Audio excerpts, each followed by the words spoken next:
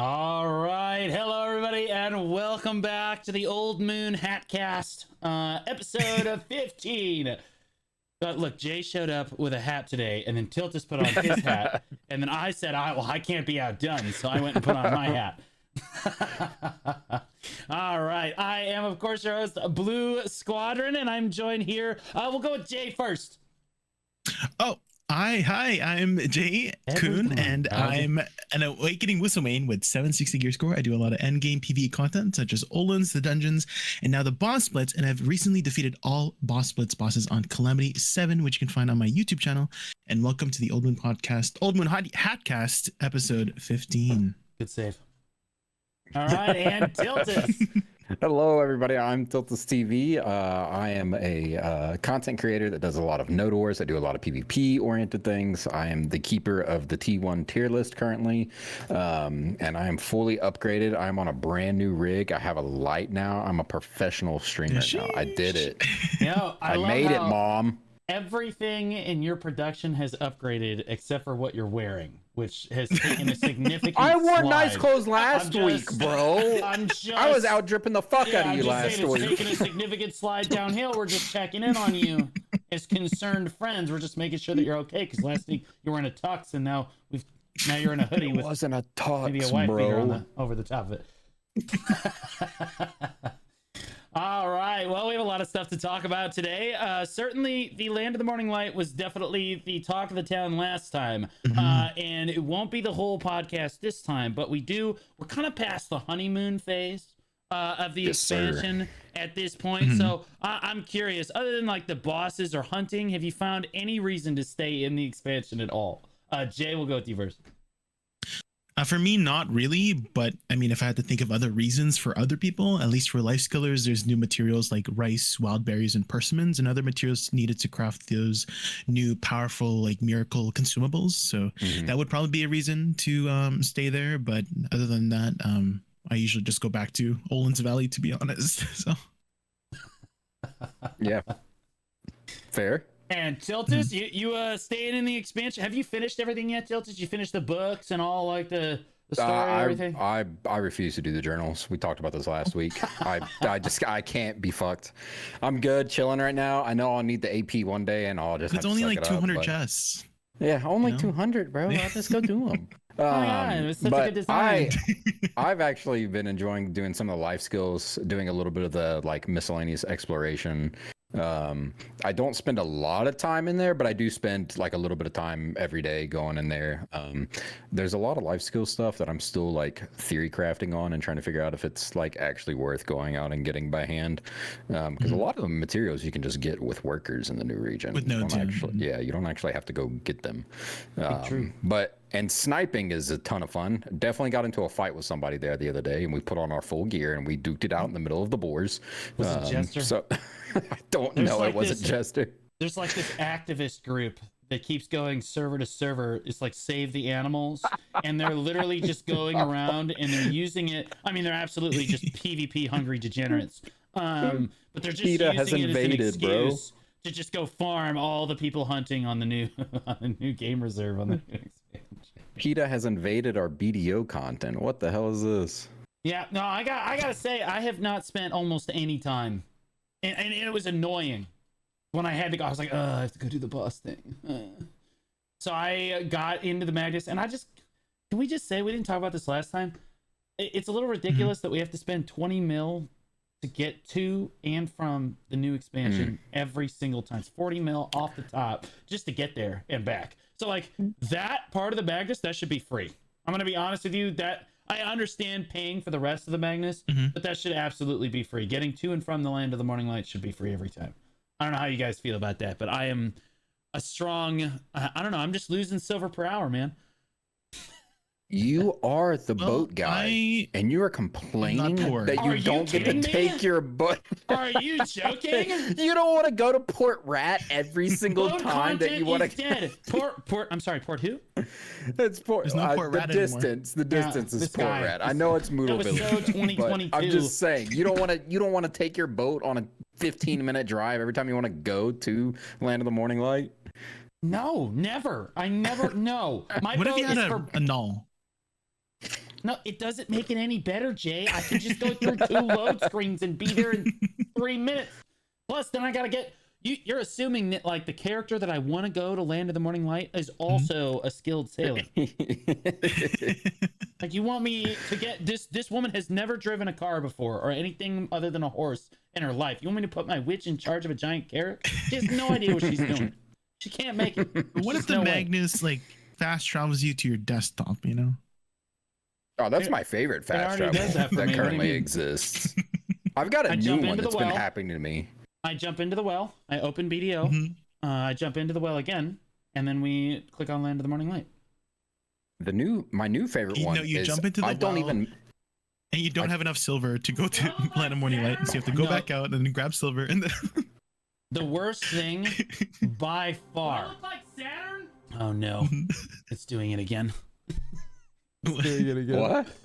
Actually, there we go. I wanted to say like one thing. Oh, is the notifications happening again? I fixed it. I fixed it this time. He's like, I got a button for it this time. Yeah, I knew exactly what I was supposed to do this time. Yesterday, I was I didn't have enough silver. Oops, I didn't have enough silver to get to Land of Morning Light, and so I was trying to exit out of the Magnus, and then I clicked escape and clicked end game. Has anyone else done that? Is it just me? My chat was telling me that was just me. Yeah. Oh, actually, clicked end game. And yeah, I've done that before too. And you know what's funny? Really? Okay, I'm not the only one. The Magnus is an instant close. It doesn't ask you for a warning. Oh, really? It just bam! It just closes it. Every other time I've ever closed BDO, they have to show me all the Pearl Shop deals. Are you sure you want to log out? Wait, that's crazy. No, Magnus is just like bam, Alt F4 straight to bam, fast travel. It's crazy. My it's least favorite. Too. No, my least favorite thing in the Magnus is not having money. That very rarely happens. Usually, what happens is I'm like at 115% weight, right? But my ferry allows me to be at 125% weight, so I'm not overweight by any means. Oh yeah. And so I go into the Magnus, but suddenly my ferry is gone, and then I'm overweight in the Magnus, and I don't know if you guys know, but you can't actually climb with your little T-Rex arms you can over the top of the thing. So you're just helpless. You're just doomed. You have to leave and come back all over again. It's miserable. I hate it. I hate it. My new favorite one is I don't even crash on the load screen. The new one that's been happening to me lately is I crash when I jump over the well, and as soon as I get over the top of the well, the game's just like, nah, you're done. And it just closes. I don't even make it down the well yet. It's happened to me twice now. I will say that the most fun part of the Magnus is trying to land my Pegasus like straight into the well when I'm like flying down. I don't think you can fit in the well, no? Yeah, but you can dismount like right. If you land it on the center, Jay, it counts. Okay. Oh, I see. So, like, okay, I get it. It counts. All right, that's the game that I play every time. I'm trying to aim at the well. God forbid I ever play long. I'll just never get anywhere. I'm getting flashbacks from last night. Please don't say that name again. All right, so do you like this sort of thing? So like I think all of us are playing in the Land of the Morning Light very little, unless you're hunting or you're doing the boss blitz. But do you like this where you just like they release new content, you go over there and then you kind of come back to your normal content most of the time, but you're still experiencing a little bit of the time? Or would you rather just hard dive into like don't even look at the old, don't even look back, just look forward at the new content? Tell us what you think. I would like to have a reason to stay there a little bit more than what I do, because there are days when I'm just like, I'm not going to Land Morning Light today. I've got other stuff that I want to do. And if there was something that was like not like a daily or like locked into there, just something that was fun that I wanted to do besides the bosses, I would like to go there a little bit more. Hunting is great. If you haven't tried it yet, I highly recommend you go try the sniping. It's a lot of fun. Yeah, I mean, besides the sniping and the bosses, there's practically no reason to go there, unless you're doing journals with MSQ or whatever. Yeah. So one more thing similar to like sniping would be nice, just so I could be like, hey, I'm gonna go do this today. Like I feel like doing this. So maybe like one singular grind spot with like some neat mechanic would be cool. That's not like, you know, LVO levels of money per hour, just something fun to go do would be entertaining. Or like some cosmetic grind. That would be neat. What about you, Jay? Would you rather just dive in and just stay there for like weeks on end until you got tired of it and then leave? Or do you like this, like, you're taking just little, it gives you like a halfie every time and then you have to leave again? Well, I don't mind that this is sort of like a weekly chore to do, because I've never, like, IRL, I've never really been like, I would prefer things to be planned rather than spontaneously done, and so it sort of gives me that, I don't know, structure in my life that makes me feel stable. And dailies and weeklies kind of provide that structure for me in MMOs. So I don't mind that it's a weekly thing. I mean, I wouldn't love nothing more for it to be a grindable thing, because, as you know, I grind really, really hard in the game. But at the same time, they're both aspects that I like. So Okay. Now we're gonna look at a little bit at the weekly content. Now we've seen weekly content in other MMOs, and particularly I'm gonna point at Lost Ark here. So we're gonna have a little discussion about this. Lost Ark's viewership. Lost Ark's playership, like player base, has declined dramatically since the game released in the West. Like, it's being beaten by MapleStory. Now, like, it's a rough time. A rough time. A game that well designed, a game that looks that good, right? A game that has like amazing chaos raids and stuff, but all of its content is gated behind weekly content. And I have to point to that as probably the reason that it's actually failing as a game. That's got to be a big reason. And I watched a lot of videos on it, and all of the biggest content creators all agree that this weekly content stuff is killing the game. How do you guys feel about weekly content? To be clear, do you guys like in this dosage? Obviously, you don't want it to be the whole game, or you'd be playing Lost Ark. Do you like it like this? Like this, just a little bit of weekly content just sprinkled on top? Or would you like more of it? Obviously not the whole game. Jay, we'll start with you. I think if it's like a weekly or like some sort of time gated material, like I think a really good example is T10 horses. They're not really necessary. Like it's not really part of it's like a sort of like side progression thing, and it's like not the main aspect. Then I don't mind it being some sort of time gated daily or weekly. But if it's the whole main aspect of it, I think it's definitely not, it's going to turn people off. So Tiltus. Yeah, no, I agree. I like this iteration of, I think bosses should be grindable to some extent, besides just going for like better speeds every week. I see why they did it, because there's not a lot of other stuff to do in Land of the Morning Light outside of the sniping. So like they had to have a reason to get players to go over there for a little bit and then come back to the mainland. I think this is a good idea where you have like this one thing that's enjoyable to do and you can spend multiple hours a week doing it. That is a good weekly. It's a good concept. Now for bosses, like in this iteration, because it is so much fun to grind the bosses, it would be nice if it was grindable to some extent, even if we were getting, like base level rewards for our calamity or whatever, would still be entertaining to do.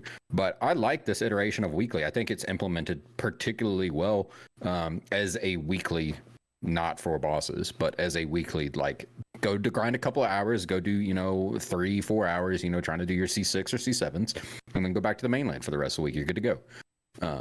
So I like it. I think it works well. Yeah, I think they've really kind of nailed it here. As long as there's no more, no mas, no mas, no more weekly gated content attached to critical rewards. That's my biggest problem with it. To be honest with you, I still don't like it. I don't like that it's. I am good with the boss splits being weekly. I am not good that all of our important gear upgrades are gated behind that weekly content, because then I feel like Jay said, I feel like I'm forced to do it, which is really frustrating. I think weekly gated content is fine so long as it feels optional, like the T10, right? Yeah, stuff like that. So I still personally have a problem with it, but that we can argue until we're blue in the face over this. All right, enough of Land of the Morning Light. Let's look to the future a little bit. We have the Black Desert Festa right around the corner. Now, I don't know why they called it a Festa. Do either of you really know why not Fiesta? You know what I mean? Or like party. I almost think it might be a translation issue. Like maybe they wanted to do Fiesta and then somehow they ended up with Festa. Because that's what I thought it was when I very first saw it on the Perlibus website, and I was like, Festa. Or they're just like, it's a festival, call it Festa. And I was like, you kind of missed with that one. Why not a ball? Because I'll tell you why it's not a ball, Jay. I'll tell you, it's a conspiracy, Jay. Because see, they invited all the partners to the Calpheon ball, And we were all like, this is amazing. Hopefully we get invited to every ball in the future. And Jay was like, don't worry about that. If we have another ball, we will invite you. And then they just named it something else. You know, like, is that- this is a conspiracy theory. This is 100%. Jay just doesn't want to meet me again. This is bullshit. So I have a little bit of information on that. There was a time block schedule that got released for the actual live event in Korea, and there is a section that is not called the ball, but it is got the name Heidel in it, and it is about a 4-hour section inside the Festa. Ooh. So Told you. There's a Yeah, ball I in told the you, this Festa. it is not a conspiracy. ball, allegedly, but it does Okay. have Heidel in the name in the translation from Korean to English. Heidel's So inside the Festa. Got yeah, it. so I don't I think- was like, it is Heidel ball, but they specifically avoided saying Heidel ball. That way they didn't have to invite Blue. So Literally, though. Literally just that right there. just Blue in particular. All the other partners, yeah, bring them, but Blue, no. Bull crap, man. Like I did just look up the word Festa Delphi. That was my call. I knew it. I just want to say validation. I looked up Festa. I looked on Festa on Oxford Language Dictionary, and it says a religious or other festival. So I don't think it's a. Whoa, is this a cult? Hang on. don't What did I know. sign up for here? Hang on. Yes. It's Heidel Ball You've been playing- remastered. You've been playing Actually. BDO for 7 years and you didn't realize this was a cult? We worship Jay. Like it's actually other people are like, Yeah, you mean dude, his- Jesus, his- right? And we're like, His yes. relic. He's got a relic. It's called the hammer. We love that True. thing. We praise the hammer. Yeah, honestly, Yeah. I don't think anybody cares what it's called so long as they get Yeah, my crons and my a hammers. hammer. you're Yeah, right. a hammer at the end of it. And honestly, my favorite part of the ball was actually the after party hashtag Jay's hammered. And I'm telling you, this is the reason I didn't get invited. It's because the after party last time did me dirty. Huh. So what kind of stuff are you guys are you guys anticipating they're going to release during this Festa? Tiltus, we'll start with you since we started with Jay last time. Okay, well, I anticipate a bunch of lies. That's first and foremost. We're gonna get an indefinite amount of lies. I hope everybody's ready. Be prepared. Well, yeah, tell us the negative stuff. Don't just leave with all the positives. But I do think the two things I'm most excited about is I do think we're going to get hopefully a teaser for T10 Doom, which I'm really excited about. Because if that is the background image of the Festa, poster that they released, it's going to be sick. What do you And mean, I think we will if get. that's- What do you mean if that's the background image Dude, of the there's Festa? always a If chance. that's There's not- always a chance. There's If always a that's not a chance. horse, that is the weirdest looking new class I think I have ever seen. It could be It's a like- T10 donkey, actually. so. T10 donkey. It could be a skin for one of the existing T10s as well. So, Maybe. there's other options there. That's why I'm saying, with a caveat, hopefully it's the T10 Doom. And I'm really looking forward to hopefully, but probably not, hopefully a teaser for the next area, because I'm already sucked in. I already want to know what the next area is going to be. And then hopefully Land of the Morning Light 2, please. And then the next class. I'm excited to see what the next, because we've speculated about the next class so much. Everybody's speculating about the new next class, and I just want to know for certain. Like, give me. I need to know. The curiosity's killing me, or the anticipation's killing me. And Jay? Yeah, I'm really, really, really hoping they announce Ataraxian Part 4. It's been so long since Part 3 came out, so hopefully we see something about it in the event. And another thing that I really like them doing is did this before where they had these interesting statistics about BDO, about like how many of the null was crafted, how many merchant rings were crafted, how many carracks were crafted, and which carrack was the most popular carrack, and stuff like that. I always enjoy seeing those numbers. So The numbers, Mason. I hope they Yeah, do. I'm gonna be honest with you. I could do How many without, level 68s have been all made, of those you know? things. I could do without all those numbers. Oh, you don't like the How many numbers? I merchant think the rings that numbers are are great. I crafted think. that you don't own? I always enjoy seeing them. That's awesome. Oh, that's so sick. Do you have any idea? It was like a straight kick To in the be balls. fair, for to 4 be fair, years. you let a bunch of those crocodile tears or whatever they're called expire. So I don't. Don't. That's Ebenruth's null. That is different and not related to this discussion. Well, he do you have said any this. How idea? many nulls were made? That was one of the things. Don't you're cruising today. He's okay. All right. I hopped right on my little affiliate cog. I'm gonna remember that. But you have any idea how bad it was for 4 years? Like a straight kick in the balls. Guys, now there's only 58 compasses on the server. Now there's 158 compasses. Now there's 452. You still don't have one. You're trash. Like every year it just kept getting worse. And now I have one and there's like 1,000. I'm like, okay, well now it's not even fun. Like You're not special anymore. This is bullshit. I'll be honest. So I used to think that all the ball was I would get hyped up for every ball. It didn't matter what really they were gonna release. I would just get all hyped up for it. And this was before I was a content creator, because they would stand up there and Jay would lie to me for like 3 straight hours. It was awesome. About the stuff that we would never get. But I will be honest with you, the last like 2 or 3 balls like that, since PA has kind of taken over and taken a different approach here, I don't really see them lying to us a whole lot. Every single time they tell us that we're gonna get something, it might be like a few months, but we get it. I can't remember anything that they've said that we were gonna get that we didn't get at the last ball. Yeah, like I can't remember that. So I actually don't think they're gonna be lying to us too much. I know you want to see more about the new class. Spoiler alert, are you ready for this shit? It's gonna just be Mega Awakening. Probably. That's what I'm anticipating. Same.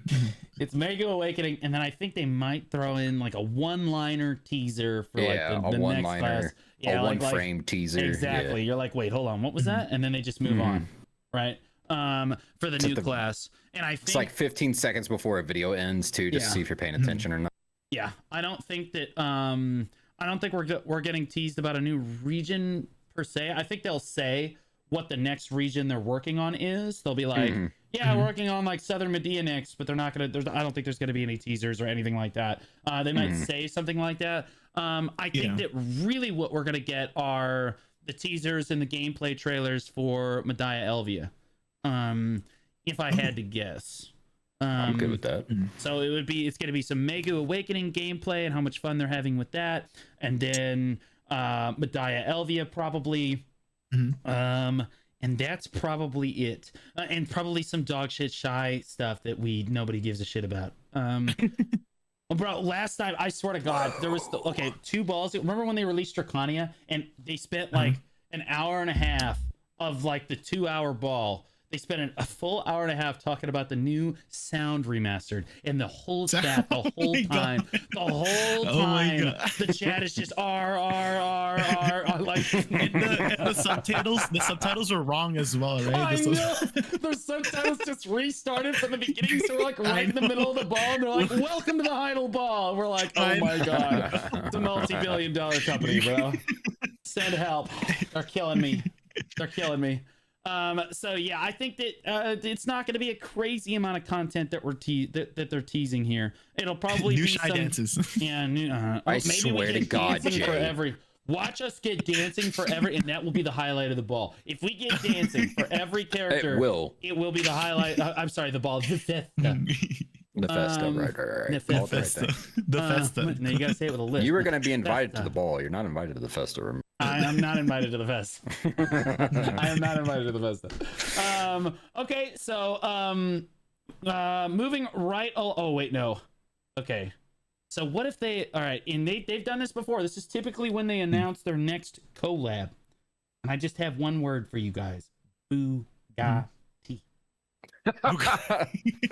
Bugatti. So hang on, can I tangent on Bugatti for just a second? On, bro. So no, it has to do with Bugatti, but we did our guild pictures, by the way. If you guys don't know about that, there's a guild event going on. It's free money for your guild. You should go do it. But we took our guild pictures, and everybody's horse was down in the front of the picture because all of our guildies are lazy and they just leave their horses wherever, even though we're taking pictures. And everybody was my GM was yelling to get the horses out of the way, and somebody goes, "Well, what about the Bugatti horse, which is the GM's horse?" And he was like, "No, that one gets to stay. That one gets to stay." You're so dumb. You're so dumb. It's right in the middle. So there's a Bugatti horse in our photo. I don't know what's worse, the fact that it's in your photo or the fact that he spent like $30 on the horse outfit. Hey man, Dude, we analyzed it the other day. The collab content's actually pretty cool because they spend like a good amount of time detailing it. Yeah. So even if it's a meme, I love it, and I always buy Yeah. it. It's freaking amazing. Jay, what do you think? What like do you want to collab or? I don't know if they're gonna do a collab in the future, but if I were to want a crossover or something, it would maybe be perhaps with a company that maybe does animation, because I've always adored Black Desert's lore, and if they were to make an animated series of in the world of Black Desert, that would be really cool to see. You know? yo, hit up Mappa right now. I just one of the listeners literally just go, "We need a Ford Festa crossover." I saw that And comment. I almost lost it. That's why I started cackling. God, I wish I was that person. Man, the wit on that guy. Man, that was a unit. I like that one. Yes, Ford Festa crossover. It's just that would be so awesome. Yeah, no, I would really love a new Festa, or I mean a new crossover event, because they haven't had one in quite some time, and we all love that stuff. That being said, you mentioned the guild picture thing. I love that event. I think that was put together probably just by our teams, we're just to throw this together. Amazing event, because it gets everybody together, and as someone that's part of an active guild, in fact, technically we're in an active alliance, so we got to take 2 pictures. And boy, the coordination on that. I mean, you were much nicer than me. You were like, oh, we have horses in some of our photo. Oh, heck no. I'm like, hey, guys, move your horses. And then nobody moved. And I said, hey, guys, move your horses or I'm moving you, like, from the guild.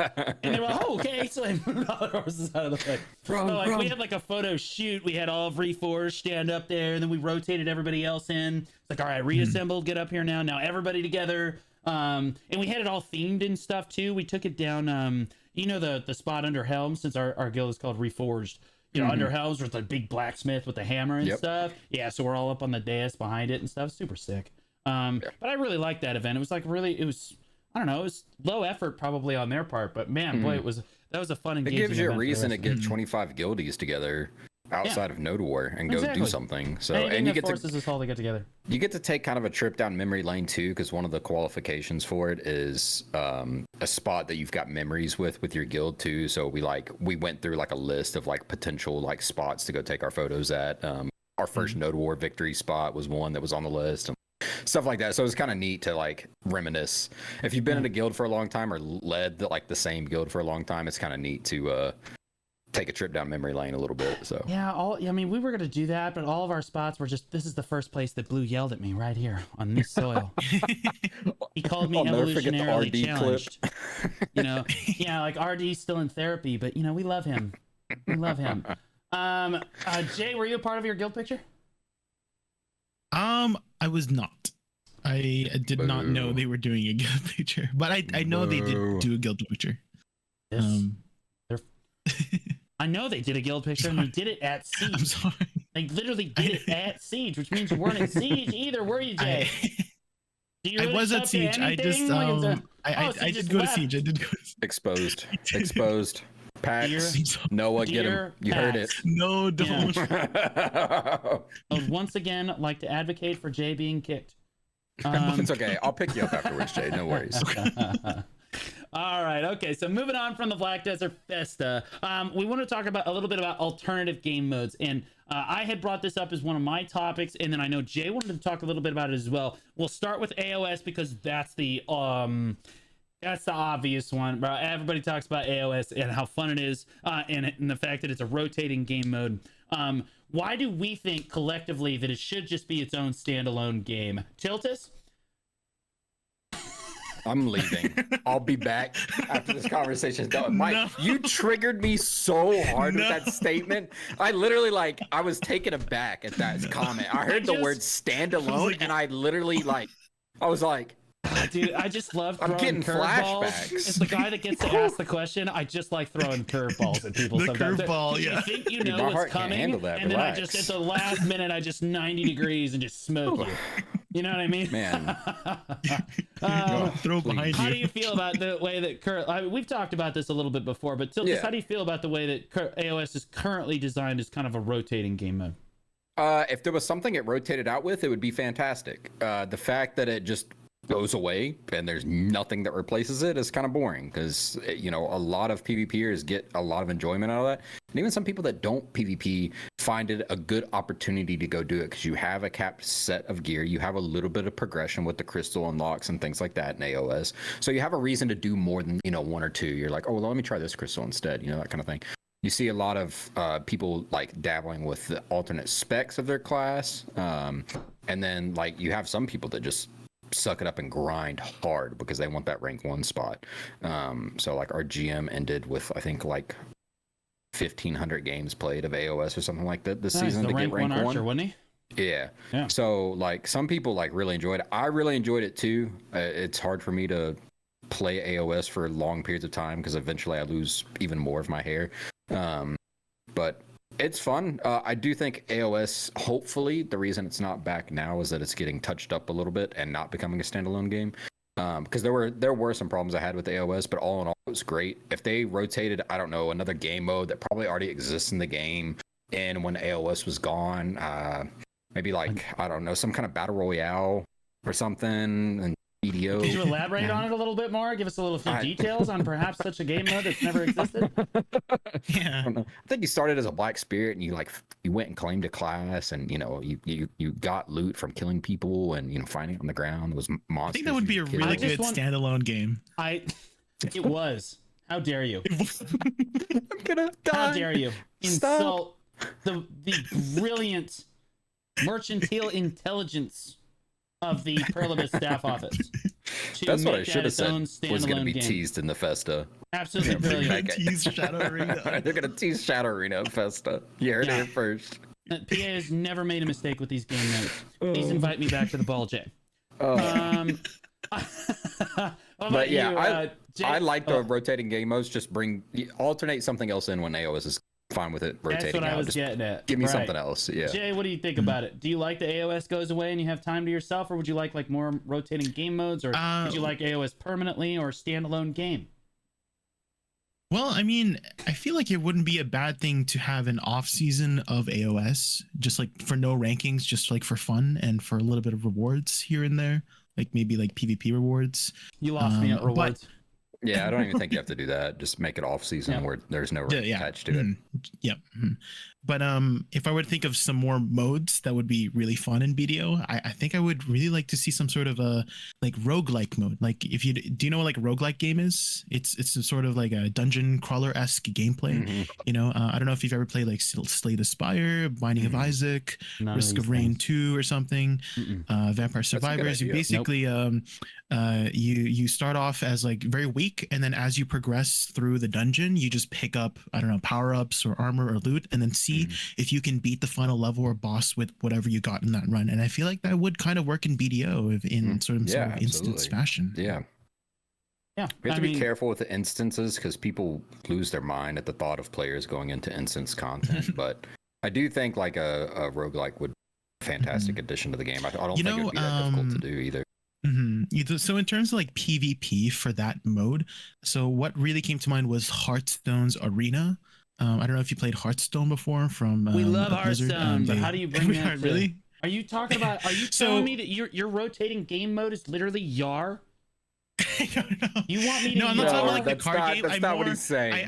I'm going to. Okay, I'm trying to make a point here. So in Arena, you would draft random cards, right? And then you would fight other people with also random drafts of cards. And I was thinking, hey, maybe for a PvP mode of the roguelike thing, maybe you could, let's say you pick a witch, and then you get random witch abilities, and then you also fight against some other class that has to pick random of that class's abilities, and then you would try to beat. That would be interesting. That would be fun. Yeah, you're so limited on your skills, so like, that would be really fun actually, because you could basically roll for your class. Would be one roll for your sometimes you would just have a really crap really crap spells, and then you wouldn't get too far. But let's say you had like all the godly spells, like Voltaic and this guy's ass watch me beat this guy's ass with detonator flow. I'm dagger stabbing this guy to death. You think I'm not? It's pretty good idea though. That's a pretty good idea. The other guy just spawns in and they see a witch just stabbing another guy to death. This is kind of a violent game mode. That'd be great. I was actually thinking, and you could do that. This is the giant curveball. Thorn, Thornwood Castle. Thornwood Castle. All the rotating game modes could be thrown into Thornwood Castle.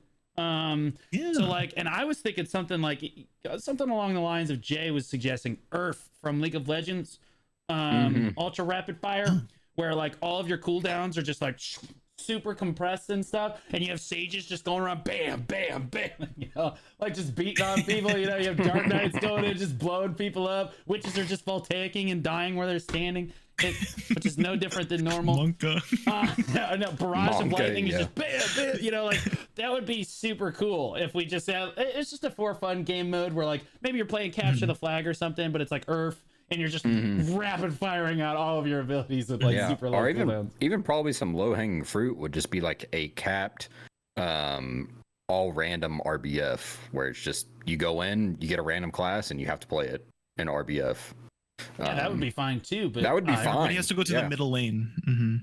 Oh yeah, everybody has to go to the Valencia market. That's it. All the rest of it's locked off. This is not taken from any other game. This is original content. Original content. Oh god. Yeah, there's also, I mean, like suggested here, tower defense style mode. Yeah, we used to have Altar of Blood. We used to have that. Yeah. Altar of Blood. And before Altar of Blood, we had Savage Rift. Yeah, I mean, Altar of Blood was just too complicated to get involved with, and then it was just, I don't know, it was super fun, like conceptually. I liked going into it with my friends and stuff, but the rewards were so bad that like you just never wanted to do it. You know what I mean? So like, if they just released something kind of like that again, that allowed us to just farm mobs with friends, would be awesome. Yeah. PvE node over an ward. objective. Oh yeah, we PvE talked about node that. ward. Yeah, no, bro. That is, one can dream. Festa content. We're gonna get PvE node wars at the Festa. Oh, dude, the dream. That would be so sick. It would, yeah. But see, a reworked Shadow Arena or something similar to Battle Royale. So Shadow Arena. On that subject, I know that Tiltus was talking about it earlier. We know it's in the game. The coding is there. I know they struggle. People are like, oh, it was the bots and like the exploiting. Brother, I think they could fix all that. I think the technology is there. I think they could definitely. We have a different cheat engine now. We have a different cheat engine now too. Yeah, I think we could definitely keep people from cheating in the game. When did Shadow Arena come out again? 2019. 2019. I think it was 2019. So it was before the easy anti-cheat. I don't know. My vision blacked out when. What you did we said used to Shadow Arena. have? What was our old anti-cheat? I don't know. I think that once they learned that Lost Ark was coming to the West, they were like, all right, we got to have Lost Ark's anti-cheat, so they can't have both games open at the same time. They must choose. I didn't even think about that. That's true, though. They must choose.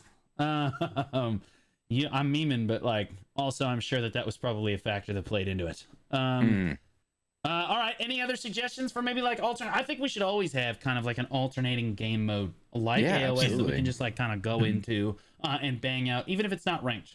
AOS would be obviously ranked, but like the rest of it, it's just for fun stuff, and then you take it away so that people don't get burned out on it or worry about balance, stuff like that. I mean, we love the bosses, and those are capped right now, and still people grind for that like rank 1 spot on their calamities. So like, it's enjoyable content, even if you're not. I mean, like, you are technically gaining something by doing the rank 1, but like, I went for it. I got it for 2 days, and then somebody took it from me.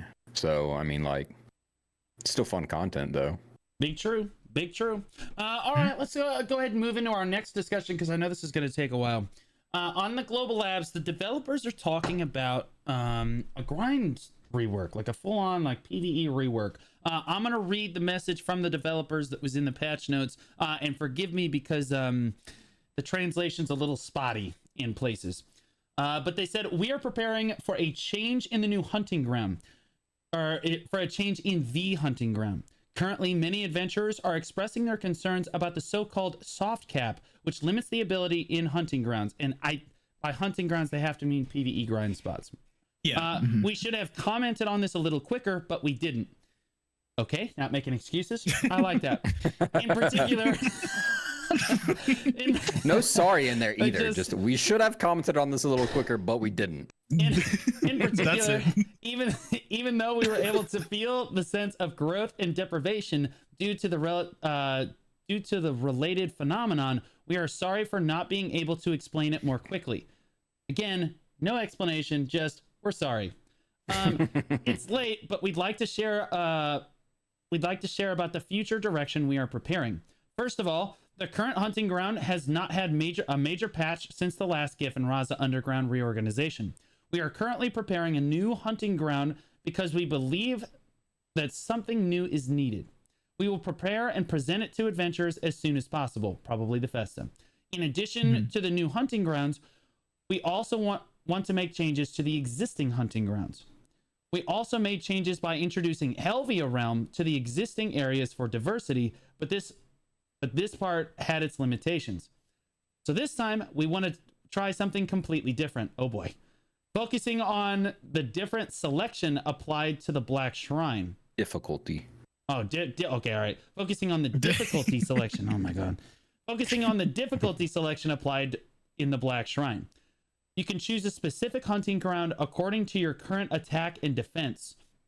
Guidance on this method will not be not too late. Will be not too late. I'm sorry. It's throwing me. The translation, Besides the two things we shared today, we will continue to think about a better way. We thank adventurers who always spend their opinions for Black Desert, and we will do our best to prepare the best way to repay this gratitude. Thank you. Okay, first thoughts on this. Jay, you are the PvE grind lord. I want to hear your opinion first. In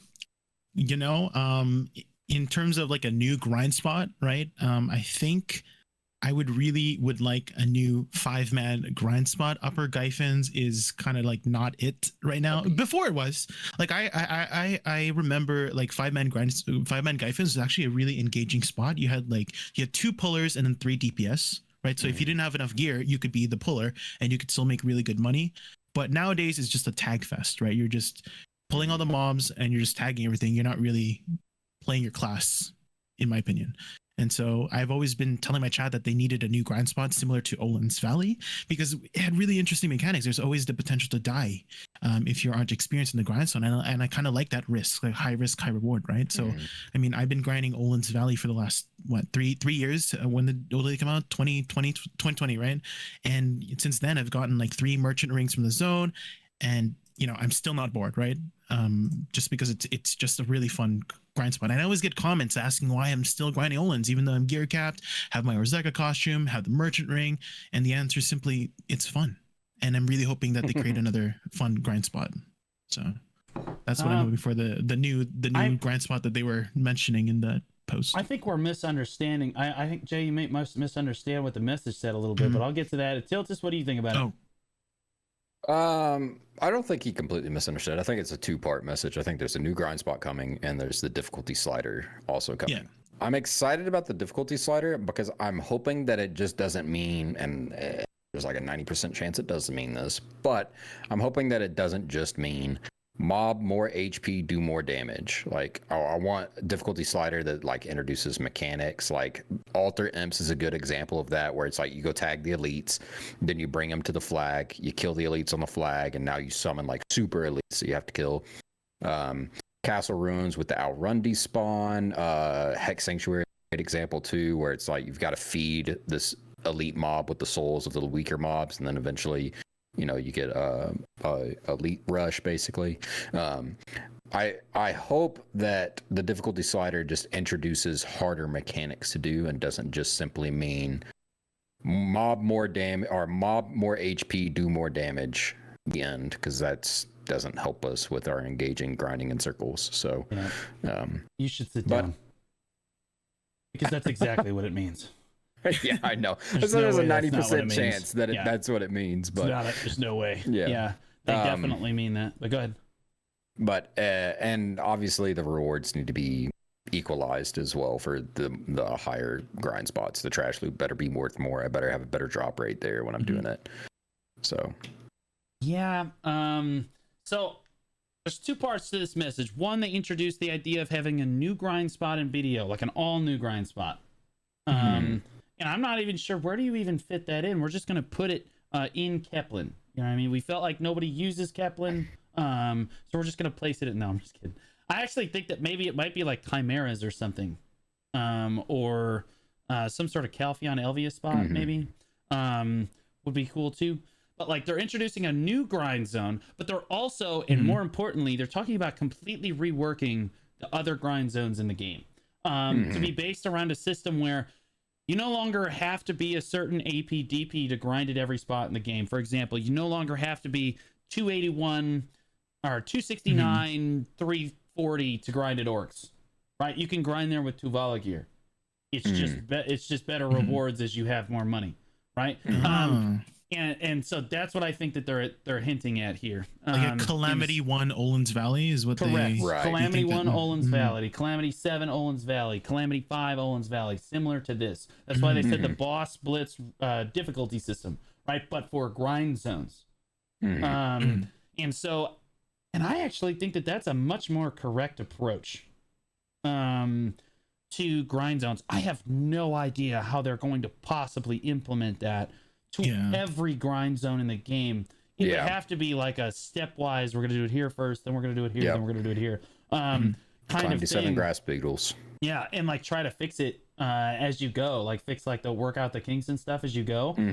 I think it's really interesting though, because it allows every single player, new or otherwise, to experience all aspects of their game, as opposed to gatekeeping them. Okay, you have to grind at centaurs for like the entire and to be honest with you, I hate that. I hate it when a new player comes into my chat. Oh yeah. He's like, where do I need to go? I'm like, oh, potion spots or centaurs? Which yeah, choose your poison. Which penis would you like? You know, like it's miserable. It's kind of miserable for newer players, right? Like they only have a certain amount of grind spots, but you could just tell them, oh, what grind spot should I go to? And I'm like, okay, well, what class are you playing? All right, well, what spec are you playing? Oh, well, Awakening Witch is really good at I couldn't say. I almost said Ash Forest. That's no one should ever go there. That's the dark place, Simba. But like, oh, Witch is really good at underwater. You know what I mean? And they're like in Tuvala gear, but they can go to underwater, like the underwater, and absolutely destroy the mobs and like have a good time with the thematic of the grind spot and everything. Sure, the drop rates and everything are a little bit lower, but like, I think they also like, how do you even work this in, guys? Like, do you standardize the silver across every spot in the game? Like, how do you? Good. I don't know if you can do that though.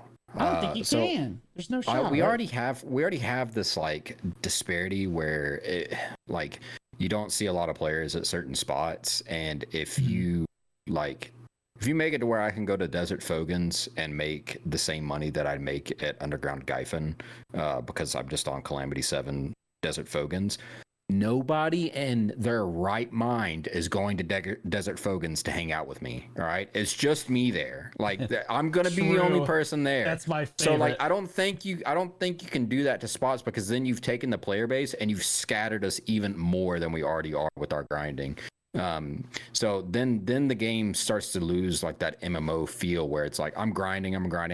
Look, that guy came into my rotation, you know, or like, hey, there's a guy doing that rotation next to me, or stuff like that. Like if I'm in Desert Fogans, I've got the whole place to myself if I go there right now. Nobody goes there. So I don't want them to standardize silver across the board. And even if they do, even if say they did standardize silver, there's still going to be some spots that are better. If they standardize Star's End, you're making distos there now. Same with like Ash Forest, you're getting your Deberekas. Like, are you? So though? there are some. Well, I'm That's saying the like problem, you've though. got the rare drop there, right? So there are some spots that are just going to be better, even if silver per hour is standardized and trash loot, because you're just like, hey, I've got a rare drop that I can grind for now. I've got my distos that I grind for. So like, and they did mention Elvia like 2 or 3 times in the announcement. Are they looking at doing this like instead of Elvia? Because I'll be honest with you, this kind of just replaces Elvia. Like the idea of Elvia in like taking these old grind zones and just ramping them up because we have better gear now. It's basically the same thing. Because like instead of reworking Medaya Elvia, you could just Helms has like Calamity 7 now. Yep.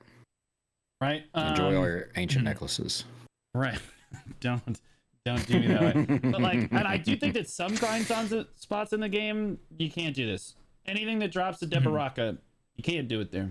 You have to Yep. require them to have gear to do that, because that's one of those end game accessories that, like, I wouldn't say it's essential like a disto necessarily, but like it's for the super end game. But you shouldn't even be there unless you're grinding for an end game thing, right? And I Yeah. think there's some spots in the game that I don't know. I don't think it works for every spot in the game, just because what does like Tashira Ruins look like on Calamity 7? Are you Chaos. getting versus Calamity 1? Right? Because on Calamity 1, I mean, like, all of the money in Tashira Ruins, it's where dreams go to die. Don't go there. But all of the money there is in the Ruins ring, basically, which drops like once every 10 hours. Yep. But like, do you just increase the Ruins ring drop as you go up? But like, how do you do it for Star's End, for example? How do you make Star's End a Calamity 1 grind zone? Do you just never give them distos? Because you don't make money at Star's End unless you get a distortion earring. But like, how do you balance that, right? Does the Calamity 1 just gets one, like, they just never make any money, and then once every 10 hours they get a disto drop, you know? Like, what does that mean? I'm thinking so for the weaker grind spots, it will only scale up to, like, let's say 300 AP. And then for the harder AP grind spots like Olin's Valley, maybe just like one additional Calamity level or something like that. For, you know, it's like a 300 AP spot right now, and then you can go to a 310 AP spot for that next Calamity level, and it would just have those two difficulties, and all those harder difficulty areas like Crypt, it will never scale down, is what I'm thinking. Maybe they just jack up the drop rate. So like, some people in chat suggested that everything, like the current baseline of everything is C1, and then if you want to go up to like C6, for example, you get 50% more drop rate. That's it. Like, right? Like that might be all that is. And in fairness, I like it. I like it. But also, that doesn't help, like, I don't know, I saw this idea of these new players that are able to just walk out and grind basically wherever they want. Yeah, I'm not sure. Well, still, man. I mean, that's still going to be like possible for some things, but I don't know. It's kind of a weird. It's we're gonna have to wait to see what the implementation of it is, because I actually like the idea of taking like Olin's Valley and giving you one Calamity option lower than that. Now, it doesn't have to be significantly lower, but just enough to where, like, if I'm trying to learn Olin's Valley for the first time, I don't want to go there to lose my crystals. So, like, if I can go there and be a little bit safer, but have like a minus 30 drop rate or something while I'm there, then I'm not mad about that. You know, I can learn it safely.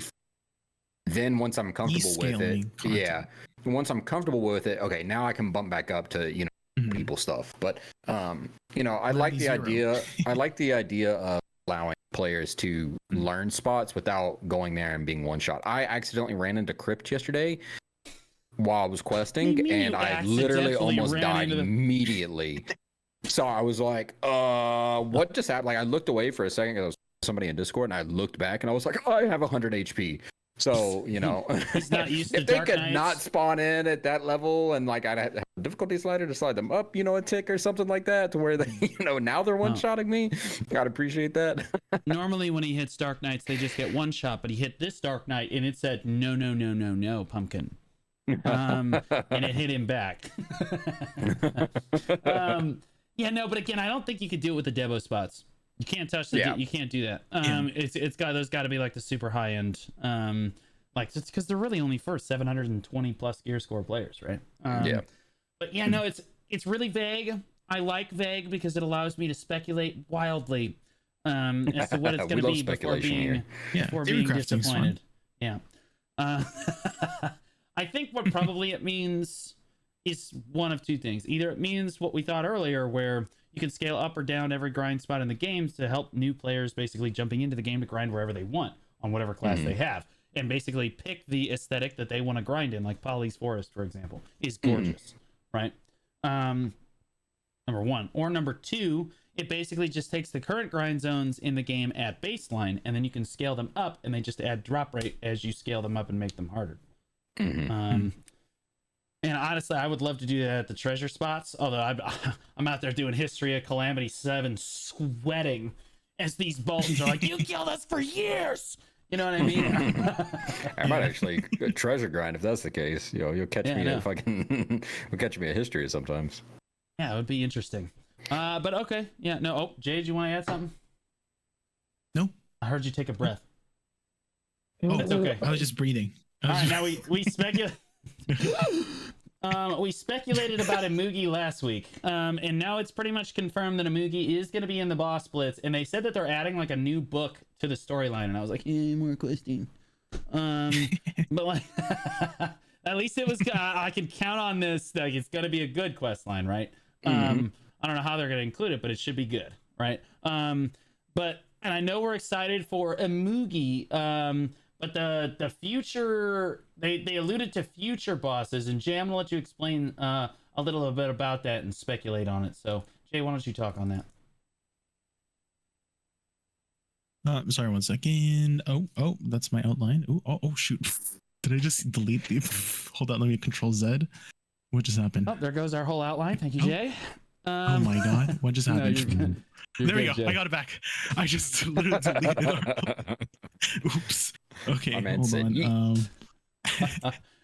Imoogi. Where was I? Imoogi. Imoogi. Focus. Just listen to the words Imoogi. coming out of my mouth. Imoogi. Okay. And the new bosses that they could potentially tease in the future. Do you want to see more bosses, or do you like the current number that we have? I would like to see more new bosses. I mean, they mentioned 3 lore specific names in the items that we are currently using in the crystals: Bonghuang, Hete, and Kirin. Yeah. And Bonghuang is like this phoenix kind of character, and Hete is, you know, that mythical dog, right? And I don't know if they mentioned who Kirin was, but at least in Monster Hunter, Kirin, it's the same name. Kirin is this sort of lightning horse, and I think it would be really cool to fight, you know, a phoenix, a mythical dog, and this mythical lightning horse for new bosses in the future, you know. So anything in the future with you know, these lore specific things. Maybe we could even fight some NPCs as bosses. Maybe that Musa, you know, that you know, the Adductiony Musa, we could fight his form or something. And I don't know, in future calamity levels, it could be like, you know, this isn't even my final form, you know, and then comes out of nowhere. Honestly, you said lightning horse, and I was like, oh my God, that's T10 Doom. We're fighting. It's gonna be a lightning. The only horse. way to Calamity get to 7. Is to go kill. Yeah, Calamity 7. Yeah, that's how we get him. Yeah, my only problem with expanding the bosses is that then the little, like, the orbs are like they'd have to release 3 at a time, or it's uneven. Oh, right? God. You know, I feel like 3 the orbs orbs are just. I talked about that last week. Please don't. I don't want to think about it. It's miserable. Yeah, I mean, but you were right though. But you were right. So, I mean, Siltus, do you feel like they need more bosses at this point, or do you feel like they're maybe expanding this like a little bit too soon? No, I'm excited about Imoogi because I've done all the bosses now, so I'm like, I need my fix, man. Give me my next one. But I think if they are going to expand it, that I would like to see, if they're going to release Imoogi because the hype's there and it's a global release, that's fine. But I think in the future we need to get like groupings of boss, and then also they need to increase the number of bosses we can do per week as they come out as well. Because if I've got 15 bosses to choose from, but I can only do 5 of them, I'm going to be very mad. Because I like the bossing, so I want to do more than just 5 a week.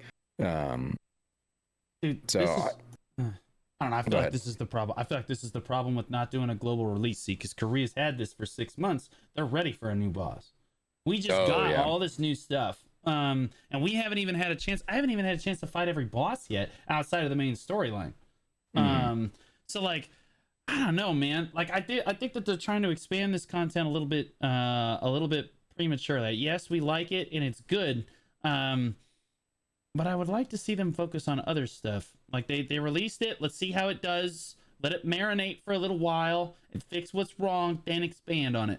I feel like it just dropped and we're already getting a new boss, and then they're already teasing, okay, we're already making new bosses in the future. Like we're going to keep expanding this, which he's great and everything, but like, oh, slow your roll there. Easy peasy. Yep. Well, they did release this like 3 months ago in Korea, and so I'm sure they were like working more to improve the Land of Morning Light for Korea, and then we're also getting the content, I guess, early, but they're getting it late, like 3 months later, right? Yeah, that's what I mean. I will say I don't think we're gonna get Bonghua until Land of the Morning Light 2, because that's where our favorite backstabber ran off to. So how dare you? She is just trying to help her father. Brother. Her brother. Yeah, whatever. You don't even. Yeah, who gives a shit? All right, so as far as more bosses in the future, I don't know. Like I said, I'm kind of on the fence about it. Like, let us enjoy it for a while, then add more bosses, as with everything else. But I don't know. I feel like they're jumping the gun a little bit here, but because there are some people that just don't want to be. Again, the more bosses you make and everything, the more rewards you make for it, the better you make the rewards, the more required it feels to do this weekly in content. That is proven not to work in MMOs. It just doesn't work. It works great initially, and then it falls off really hard. So like, we got to be careful about it. And they're expanding on it already, which makes me a little nervous, but we will see. Yeah, as long as we get like a Imoogi and then they wait a while before we get our next like set, I'm fine with that. But I don't think there's anything wrong with maybe releasing like one special boss. You know, after the lands come out, everybody's had their time in it. Korea's ready for their next boss, and we get a global release finally. So keep it to one. Don't like trickle us in like one at a time, like every month. I'll be upset about it. All right, moving on to our next topic here, is gear requirements. Jay says the gear requirements have usually been more of an aspect for PvP guilds, but the game is slowly focusing more and more on multiplayer PvE content as evidence of party grind zones, Ataraxian, and potentially boss blitzes in the future. What do you think about gear requirements in MMOs in general? And I like them personally. I like number up good. I'm a big fan of that whole system. I was in Destiny 2, BDO, like even in Lost Ark, they have number up good. So like, do you guys feel like that system works? Jay? Yeah, I mean, you know, as I said before, like a lot of guilds form because of PvP reasons. They want, you know, the most geared players, but you know, a lot of the times they're just capped anyways. So I think with the introduction of more multiplayer PvE content where your gear actually matters, we would start seeing a lot more guilds starting to form, created for the purpose of endgame PvE together. I mean, when we look at World of Warcraft for their like endgame dungeons or endgame raids and stuff, they don't do any PvP over there. They just get together and do that content together. And I would love to do that in BDO, is to get together with a group of people really passionate about endgame PvE instead of just PvP stuff or life skill stuff. So now we know why you didn't go to Siege. He's in the middle of the dungeon as usual. Yep. Yeah, hey, we got to do the guild picture. Oh, sorry, I got to do my 9th dungeon run for the week. So sorry. What do you think, Kiltus? I had like the sense of like number up good for PvE as well, because I think it gives a clear sense of progression of like where I need to be going in the game, especially when you have this open sandbox game where like it's a little overwhelming when you first hop in, even get off seasonal. I can see it being overwhelming. I've got 1,000 grind spots to choose from. Where do I need to go? So I think the idea of like, okay, if I hit this number, I can go to this next grind spot. If I hit this number, I can go to the grind spot after that. You know, there's a clear sense of like progression and reason to grind besides just like, I grind for PvP gains. I grind because I'm a PvPer. But if there was a more dedicated sense of like, oh man, there's this really cool spot I can't get into because I don't have the gear, I would probably grind even more just to try to get into that next spot, especially if it has cool mechanics like that. So I think having gear requirements for the end game spots is fine. I don't have any problem with that. Okay, I think it works well in BDO. So I'm going to work with an idea that chat threw out there, but also kind of what Jay said. So in World of Warcraft, they have you queue for dungeons. You can just, wherever you're riding, whatever you're doing, you can just queue for a dungeon, right? But their dungeons are very different than ours. It's more of like a Diablo 4 style. You just spawn in with the boys, and then you just go through and kill everything as you go, and then there's a big boss at the end. We don't have anything like that in BDO. Our dungeon was, it's more Destiny-esque. It's more of a Destiny raid than it is a dungeon. And that's why I hate that they called it a dungeon. It's a raid. Because that you have to get together, you have to perform mechanics and stuff like that. Dungeons in the literal aspect from like World of Warcraft and stuff, or strikes from Destiny are a concept that I think that we could really use in BDO. And if you queued up based on your gear score, you got put in different like calamity levels of that particular dungeon, right? So instead of reworking all of the grind spots in the game, why not just give us like these dungeon or these, now I guess we're calling them raids, because we already well, we're just gonna reverse it, you know, because just do it differently. But like, why not just give us these raids that we could queue for, and it just paired us with people. Now that does mean that you can't just queue with your friends, but I guess you could make it, you know, you could queue with your friends if you wanted to, but it was limited to the lowest gear score in the party, so you can't just carry people through like a high-end raid. So like, you can queue with your friends, or you can just queue up server wide, and then new players can just jump straight into that, and start doing PvE, endgame PvE content with multiple players, and then they could give meaningful grind rewards that are like, okay, let's say that the raid takes 15-20 minutes, right? Well, give us like 15 minutes of normal grind rewards for it. Right, for that particular spot. Give us 300 mil and we're good to go. Boom, easy peasy. So like, I don't know, how do you guys feel about that? Would you or do you like your, like, I like solo grinding, it's nice, like, so at least, you know, most of the time. Tiltus? But Jay and I think on the same wavelength. We want more group PvE content because it's fun. The bosses are great for solo PvE content. You want some phenomenal solo PvE content, go do the bosses. But for like a dungeon and stuff like that, I want group oriented stuff. And I don't think there's anything wrong with inviting your friends too. I do think you're right. It should be gear score of the raid / dungeon thing's going to be. Yeah, I mean, that would be awesome if I could just be like, you know what? I don't feel like grinding today. I'm sitting in queue for a minute, go, you know, run a couple of dungeons, you know, and it could be, we've talked about this before too. It doesn't need to be just straight liquid silver rewards either. We need to be getting something else in there, something sellable in the marketplace to help not inflate the market any more than it already is. So I'm down for it. I love dungeons. They're so fun. Sick. I think it's like super easy, like low hanging. I think Final Fantasy did a phenomenal job with their dungeons too, because their dungeons are tied to the story mostly.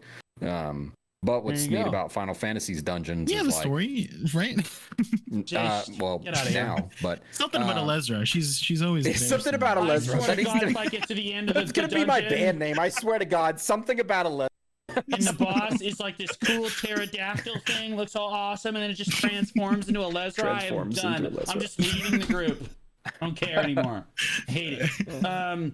Yeah, no, they could literally just make us run through parts of the storyline again, but like actually make it really challenging. Like Delphi Knight's Castle, for example. Like, oh, you have to run up. That's like, perfect. You have to go save. You have to go save like the guard that's being carried away by one of the birds, right? And you're all trying to fight, and the birds are come swooping in, and you have all these different mechanics you can include and stuff. Stuff like that would be really cool, and it would like get people together. Like a scenario instance, almost. It's instance group PvE content where you would have to disable PvP, because I'm gonna be honest with you, if I spawn in and there's like a Cho member standing next to me, please don't kill, please no, please don't do me, don't do me like this. So I mean, there's really cool events in the BDO's past that maybe that could turn into a scenario. Like, for example, in Camisylvia, there was this invasion of black spirits, and maybe that could be a scenario where we could defend against, like we would be playing throughout that scenario, you know? Yeah, the Ahib are invading Camisylvia Forest. You must defend the temple, or you have to go, you know, push them back off these different objectives. You know what I mean? Like, Jordine's doing something evil or something, right? Yeah, we don't care about him. What about the Papus and the Otters? The Papus. What a great scenario. True. The Otters are invading. Slaughter all of them. Like, what do you want? What do you want us to feed? I'm not killing a bunch of little Papus, man. It's not happening. But like, I mean, that content needs to be reworked all by itself. But like, you know, this is pretty low hanging fruit. Yes, it would take a good amount of work, but that's the group PvE content that I feel like we're looking for, right? Yep. I would love to grind up or like to queue up for things and just like jump in with like 5 random people from around the server and be like, oh my God, it's you. You know what I mean? Yeah. That was the best part about AOS was like hopping into AOS, and you would be paired up with random people, and it's like, oh dude, I got, you know, X player on my team, or the vice versa. That is, you pop in, you like, oh no, there's C player on that team. I'm leaving. You know, they have Ace Alpha. We're all about to be montage. No, but nobody do anything stupid. Like Yeah, no, I love that aspect of that. You know, the queuing and the jumping in like that, queuing up for dungeons, queuing up for AOS, things like that, are a lot of fun. Do you think that as we move forward here, do you think that Jay, you threw out the idea here that these higher level PvE content like Ataraxian and things like this are going to require more and more gear? Do you actually think we're going to see a gear requirement on PvX skills? You think Axiom's gonna slap a gear score requirement on the guild?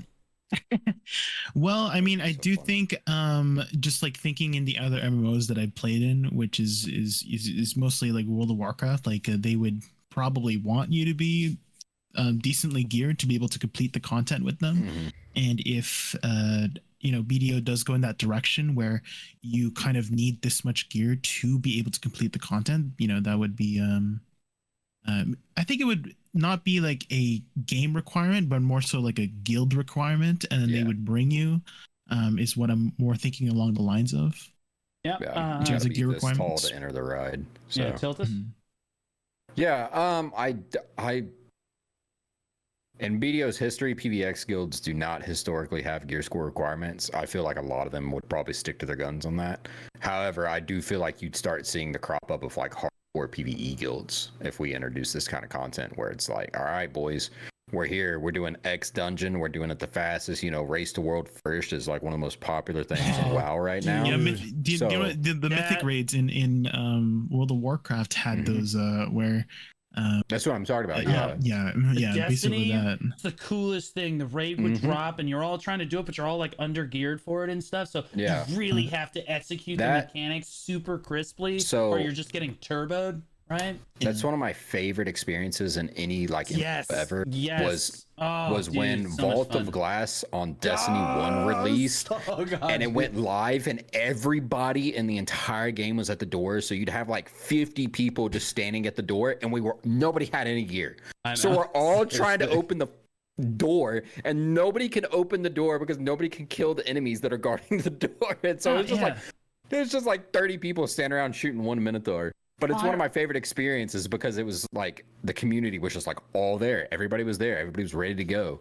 Well, I remember for Forsaken was the same thing. You went in on the Last Wish raid was super sick, and I was one of the first parties. Like we were advancing through it so quickly that we were one of the first ones there, and so it was literally just like I'm like trying to sweat it. I'm shot calling it, right? Like I'm like sweaty trying to control everybody, and all my friends are get up on the pedestal, get back down again. Like oh gosh, man, those times were the best.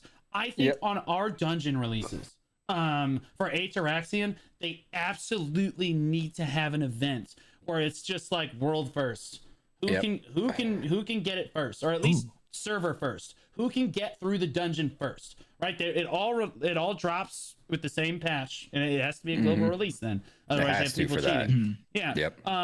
But like, yes, because see, I'll be honest with you. I would be queuing up with Jay. I'd be like, all right, Jay, you need a shot caller for this. I'm your guy. And you're like the super guru of everything, the shit that none of us want to do. So we need you to get through all the lore shit that none of the rest of us want to listen to. So we know the mechanics. So we understand what we're supposed to do. Well, like, but then you get really sweaty with it, right? We'd be like, all right, we got Choice, or we got J-Coot, or we got this guy or that guy. And you would like pick your people, and then you would go in with your friends and like really sweaty, and it could all be streamed. It could be a big stream event with drops and stuff. Like it would be so cool, and it would really showcase their content. I can't believe they didn't do that for like previously. Like how have they not thought of this for their previous dungeon? That's what makes Destiny and stuff successful. They seem to understand like the mechanics and stuff. They're starting to get there. I'll be honest with you. Destiny's raid mechanics are like infinitely better than BDO's, but BDO is getting there. Like every time they get just a little bit better at making like fun little raid mechanics that like, okay, everybody's got to do this little thing, and everybody's got to do their job. Otherwise you wipe, right? And it's not forgiving at all. Otherwise you wipe, you're done, right?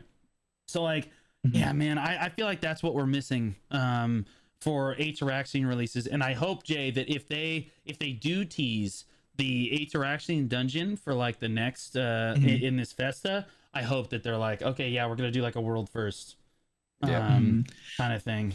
Would be so It'd be sick. Yeah, when you so were cool. when we were talking earlier about like calamity levels, I feel like calamity levels would really fit in for Ataraxian. As a way Yes. to like sort of scale it up. Absolutely. And we also like rankings with the boss splits, and maybe we could also add those rankings in Ataraxian, right? I've never Yes, really put a been much timer of a in the top competitive person myself, right? I don't really like my interest in PvP has been kind of minimal. But them adding rankings to this endgame boss splits content, endgame PvP content, actually made me feel like I want to push myself further, make me better at the class. So I do think it's never a bad thing to add more time, challenges and rankings to these kinds of things. So Leaderboards, man. Competition breeds Yeah. like some of the best you content. just put a timer in there. Yeah, like you just put a timer in there, and then suddenly you've made it competitive. It doesn't even matter if the timer was like Jay would spawn in, see a timer, and be like, immediately rush. Like we have to get through this now.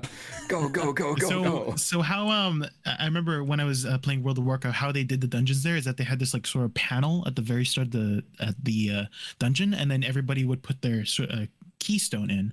And I feel like that could work in BDO where they just, you just have this, you have a keystone or you have an item and then you all put it in together and then you click start and then that would start the timer until you defeat the boss. And I feel like that wouldn't be too hard to implement. Yeah. No, we've already got keystone stuff in the dungeons. Yeah. Right. So.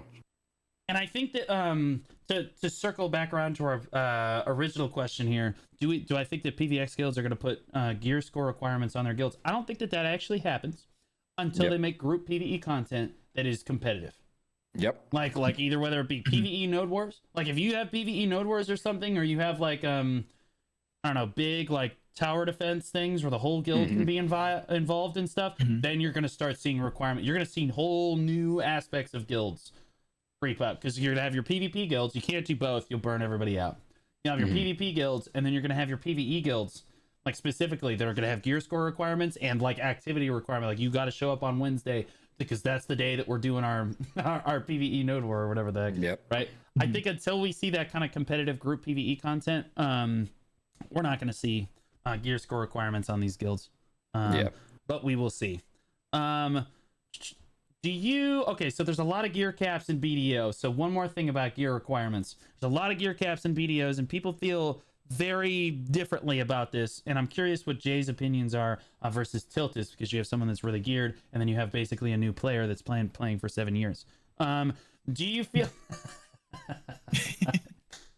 Damn. do you feel he's like 660? He's like, I'm 665. How dare you? How do you guys feel about I am it? 665 on the dot, Blue. He gained a little bit. And how do you feel about adding more capped content to the game? I'm curious because your two opinions are probably dramatically different, but we will see. Jay, do you want more capped PvE content and capped PvP content, or do you want less? I'm definitely biased because I do have a lot of gear and I want to use it, so I'm definitely leaning more towards less capped content. That's my simple answer. Yeah. Is there a like obviously you have a lot of gear, but like do you find it more enjoyable when it's uncapped? Or do you find capped content enjoyable at all, or does it just suck all the fun out of it? I do understand why there's capped content in the first phase, which is to sort of equalize the gear between people, and then it's more so based on your skill, whether you kill people or not. But at the same time, I worked hard for my gear. Let me use it, So that's the other side. I want to one-tap those gearlets like Tiltus, And Tiltus all the way down there at 665. I almost didn't see you down there. Relax. Damn, I'm still here. Tiltus, do you want more capped content? Do you like capped PvE content, capped PvP content? No, I don't want any more capped content actually. I feel like if you pump the game, it's already happening in PvP, and this is my big issue with it. If you give more and more capped content into this game, there are going to be people that stay static for the entire time they play the game. They will not move, they will not get better, they will stay right where they're at with their current gear because it's comfortable and we like to be comfortable. I didn't want to start getting gear again until I moved to T2s because I knew that I needed to like min-max my stuff. And I didn't have the gear score to min-max my equipment. So I was like, okay, I have to go grind. I have to go do this thing because moving up and help lead a guild, I need to be like, at least putting an example for all the new players that we've picked up. So I like capped content. There does need to be some in the game because it gives stepping stones for players to progress. But I don't want any more capped content in the game. I think Boss Blitz is fine the way it is because it does. If you want to be the best of the best of the best, that 10% of your gear that goes into Boss Blitz is going to matter. At Jay's level, it matters a lot. It's probably the reason why I can't beat Gumiho 7 on Calamity because I can't get past the DPS check. So I think very tight. Yeah, it's really like the upper end, it gets really tight. So I think it's important that we have stepping stones so that players can make meaningful progression. But I think it's very important that we don't oversaturate the game with capped, because already there's only T4s and what, 2 sieges that are uncapped right now, or 1 siege? Is it 2 or 1? It's 2. There's 2 sieges that are uncapped right now. So it's like your limits to use your gear in PvP is very limited. And if they add more capped PvE content, your options continue to dwindle more and more. And then it's like, well, at what point do I just stop progressing, right? There's already players that do that now. They get comfortable. So no more capped content. Honestly, I think you reduce it by like probably 30% that's in PvP right now. Check your Discord real quick, Diltus. But so I'm gonna counter that. I'm the only person in this call that actually likes capped content, or like wants more. But see, here's the thing. You kind of alluded to it. You were like, oh well, it demotivates people. You're gonna have these people that always want to stay right where they are because they have no motivation to get more gear. I saw that the most when, because I've been on the scene a long time, and Tiltus, I know you have too. Before T2 and T3 were capped, and before like a long time ago in T1s, that's when I saw that there were so many players in T1s that did not feel motivated and just stayed there forever. They would just stay on T1s and never try to move up anywhere or play the game more extensively until T2, T3 came out, and then there were stepping stones. But see, that's more capped content though. But it encouraged players and it gave players a stepping stone. So like new players, we retain new players. The fact always is going to stand that the game gets more players when we introduce more capped content. Node Wars has never been more alive than it is right now. Except when, no, I mean, as far as T2 Plus goes, there's more guilds right now in T2 Plus than there have been in many years. So like these stepping stones, T2, T3, eventually, but see, as the gear creep continues to progress, we're eventually going to need a tier 4 stepping stone, and they're going to have to introduce tier 5. And so you say, okay, well, the regions, 2 of the 3 regions are capped so far, are 2 of the 4, by the way. 4 regions are capped. And 2 of the 4 regions are capped. But as we start getting more and more progression, as the gear score average continues to rise, and there's more more endgame players that want to enjoy endgame PvP, hear me out. You add another region that has a siege that is now the new uncapped region, and then the old region becomes a new level of cap, like the new tier 4 cap, and then the tier 5 cap still has 2 regions that are uncapped, right? That, or you can just leave it and then you can have 1 uncapped region altogether. But like as the gear cycle continues to progress, you need stepping stones for players, or people just quit because they look at the hurdle to get into the next tier and they're like, oh my god, it's just too far, right? Like before T2, T3 existed, it was like, okay, you're going from Tet to Vala requirements into, I hope you have 735 gear score because you're going to get 1 shot if you don't. And even if you do, you're still probably going to get 1 shot, but then you can 1-shot them too. That's the benefit. So like, I don't know. Like, I feel like adding capped content to the game is very good in increments. As the game progresses, as the player base progresses, we see more stepping stones added to the game. But there's always an equal amount of end game uncapped content, whether it be for both PvP or PvE. Yes, PvE feels amazing with uncapped PvE content, and there should always be uncapped PvE content, but there should always still be capped PvP or PvE content too. So if we introduce like the dungeon, for example, and we introduce stepping stones to the dungeon, well, yeah, that's basically capped content for the dungeons, right? Because you need to meet these caps and to do it at this level. And so the very top level, when it's just like, okay, all your gear has to be on for this, right? So in that regard, yes, I would love to see more capped content added to the game to help players feel like there's meaningful progression stepping stone to stepping stone to stepping stone. Otherwise, people just quit the game. They get stagnant. They feel like it's just an unreachable hurdle, and then they quit.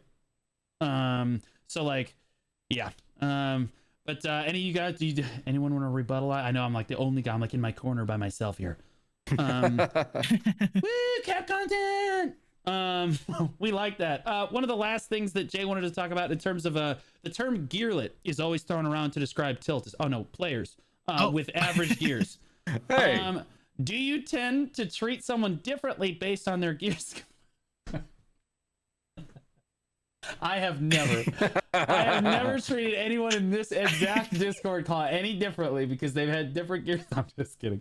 I actually have a unique take on this because I run a guild that is unique in how it likes to recruit. But I'd like to hear what you guys think. Do you guys treat people differently because of their gear score, whether like when you meet them? Tiltus? Yeah. Well, I mean, like, do you just call them gearlets and move on? Do you just not even bother with them? Oh, yeah. I mean, yeah. Typically, like, if it's an actual gearlet, like, we're gonna joke that like, I have 150 energy. Yeah, this person's Baseline. a gearlet. Yeah, exactly. So yeah, I think there's some like poking fun, but I think most of it is not done with malice. So. Yeah, I think sometimes I think it's okay to, tease your friends. So for me, like my viewpoint is, because I am so geared that I know how long and how much dedication it takes to get that gear. And so for me, it's like out of respect. Like I feel a lot of respect to anyone completing those big, massive grinds, like the rare treasures, merchant ring, getting those pen Deberekas. Like I understand where they're coming from when they have those gears. So that's what I mean by I'm treating them differently because I respect them a lot more. Not to say that I don't respect the people who are gearlets, but I say that like I out of like admiration for them to also like we're in this sort of camaraderie. Like I understand what you went through, and like we're there together. Sort of that way. Yeah, I actually love meeting people that are like low gear score. I'm one of probably the few people that actually likes meeting those people because I view them as the future. That's the future of the game. If those people quit, we don't have a community. That's just the bottom line. As much as you might hate the T1 scene, for example, without the T1 scene, there is no T2 or T3 scene, right? Because that's how people get into PvP. That's how people get into content and stuff. And somebody's got to be there to guide them. And so in Reforged, like I said before, we actually don't have a gear score requirement to get into the guild. So we get, I accepted a 580 guy the other. It's like, oh my God. And that's considered low because I mean, you completed seasonal. You could hit 580 in like a week and a half. Tops, right? Like, I mean, I could argue you could hit it in a few days if you're an experienced player. But like, I like showing those people the game because it also demonstrates to me as a veteran player, sometimes you can lose perspective on what like the current struggle of a new player is or what like the player base as a whole is struggling with, and like the hodgepodge of misfit toys that we have going on in Reforged, because that's what it is. It's just a land of misfit toys. We have some people that are like 745 gear score. He hit a pen Debo, and there's another guy who's just like, I got 10 air guns, let's go. Like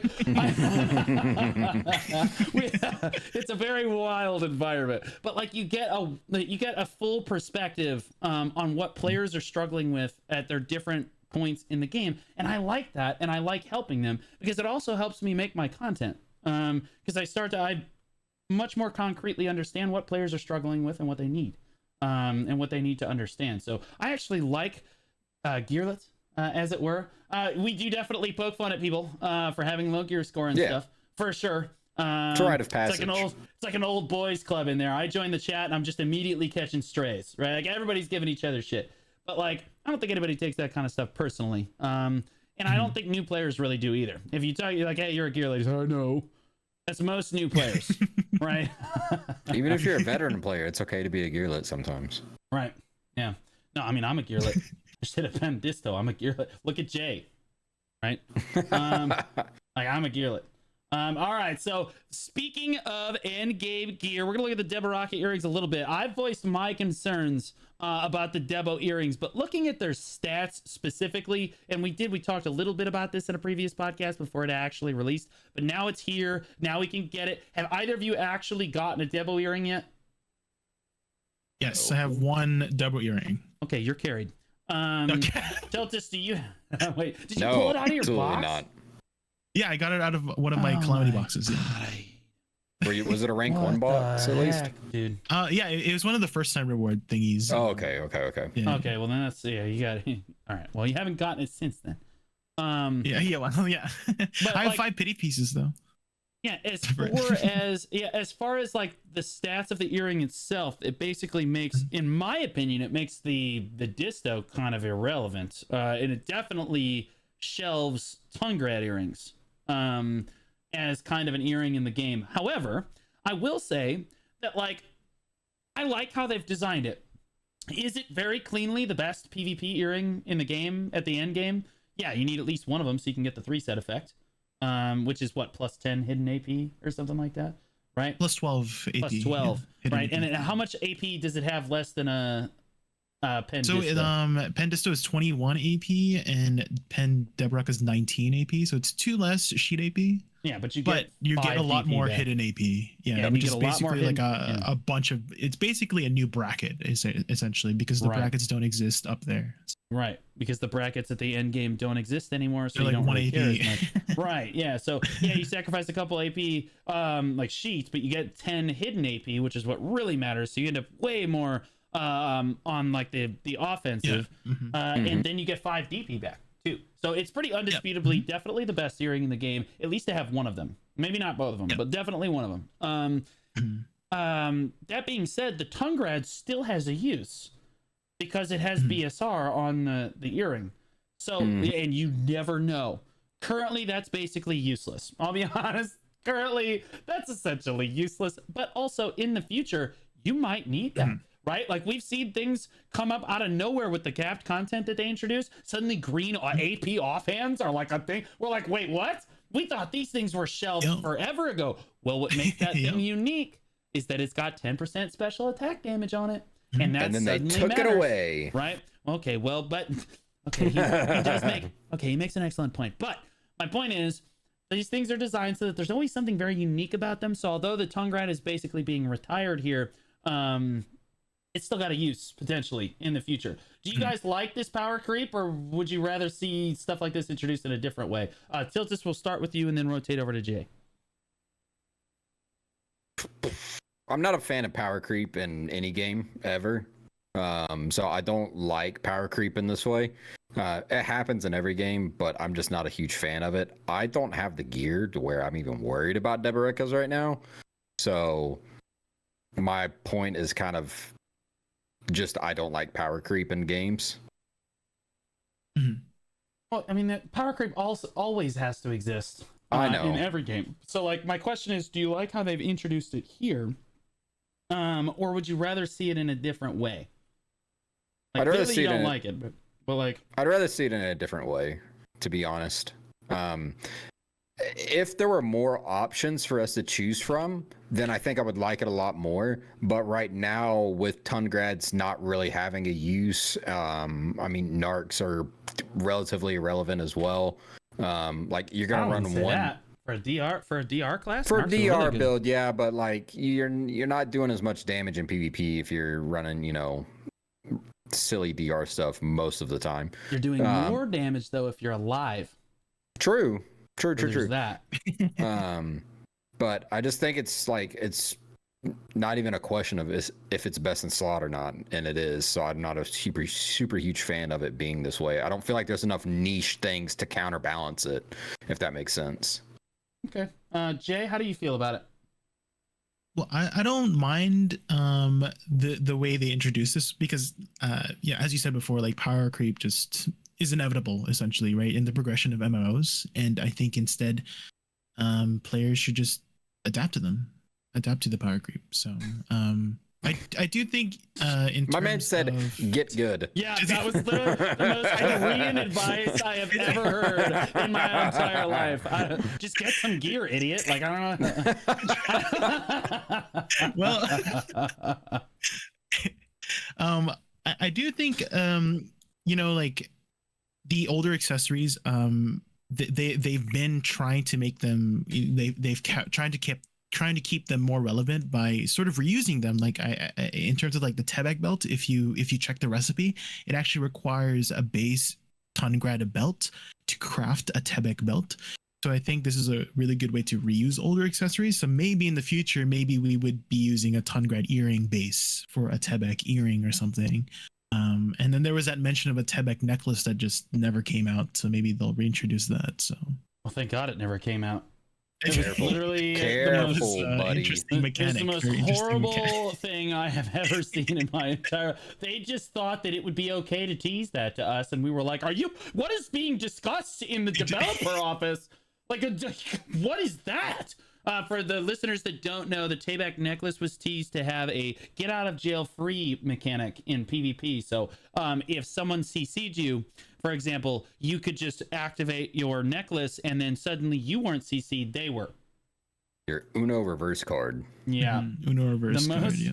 the worst design. So if you got grabbed, if you didn't have another Tebek necklace, you couldn't do I know. much. As Other a than witch, Vegas. and someone that just strictly profits from this necklace Yeah. is strictly profit from this. Come on, grab me.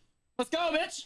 Go ahead. You know what I mean? Like, come on, what are you doing? Where are your hands? Like, I was strictly in defense. I was like, oh, dude, there's no way they can introduce that, man. That'll kill PvP. It'll just absolutely kill PvP altogether. But okay, yeah, no, power creep in every game is inevitable. I like that how they've introduced it here, though. Yes, there are niche things all over the place in BDO. You never know what's going to come up and be relevant again in a few years. So like, I like how they've introduced it. They've also made sure they covered the market a little bit, like Jay said, because you have to, tongue grab belts are required to make the belt and stuff like that. So I actually like the way that they're doing it, and it doesn't feel like it's too much, right? Like if you're an evasion build, particularly, someone you're like, yes, build the Debo earrings, yes. Because like it's less accuracy accessories. Currently, the end game build is just like 5 accuracy accessories and a Debo necklace. But like this Debo thing makes players reconsider their end game build a little bit, which I think is fun. Okay, moving along over to new crystals. So the new crystals in this region there's legendary crystals. We just saw the introduction of life skill oriented crystals, which I do want to touch on a little bit. And then you have the ultimate combined crystal crap. That is just so confusing. I'm just like, so I have to put these together and then make the... do you guys like the new crystals as a whole, especially like the ultimate crystals and these combined crystal things? Jay, it was your topic. I'll let you go first. Yeah, I mean, I think it's always nice to have some more options to tailor your gear to whatever you're trying, like whatever content you're trying to do. So it's I don't mind, and I really like the new crystals. I would like to see more crystals, more newer crystals in the future with more interesting stats.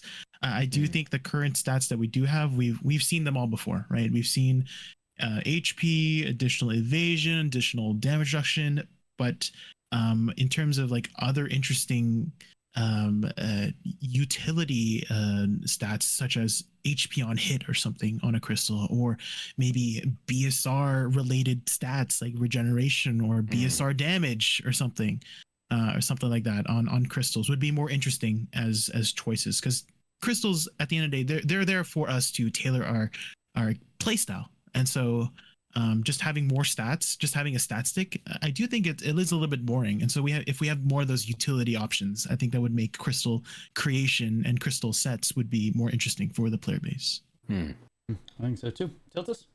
Yeah, I do like the new crystals. I like the addition of the tiers, like literally the tiers, but also like leveling up your crystal until it gets to the highest tier. I think it's a pretty cool option.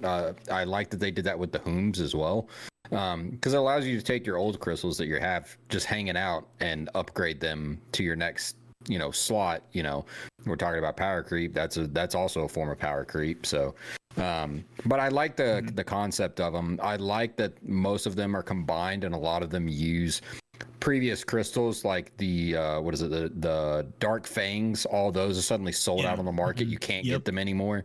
Need to go grab cactums again. Yeah, exactly. So it like opens up all this stuff. And now when you get I forget what the little eye, the red eye is called, cag something.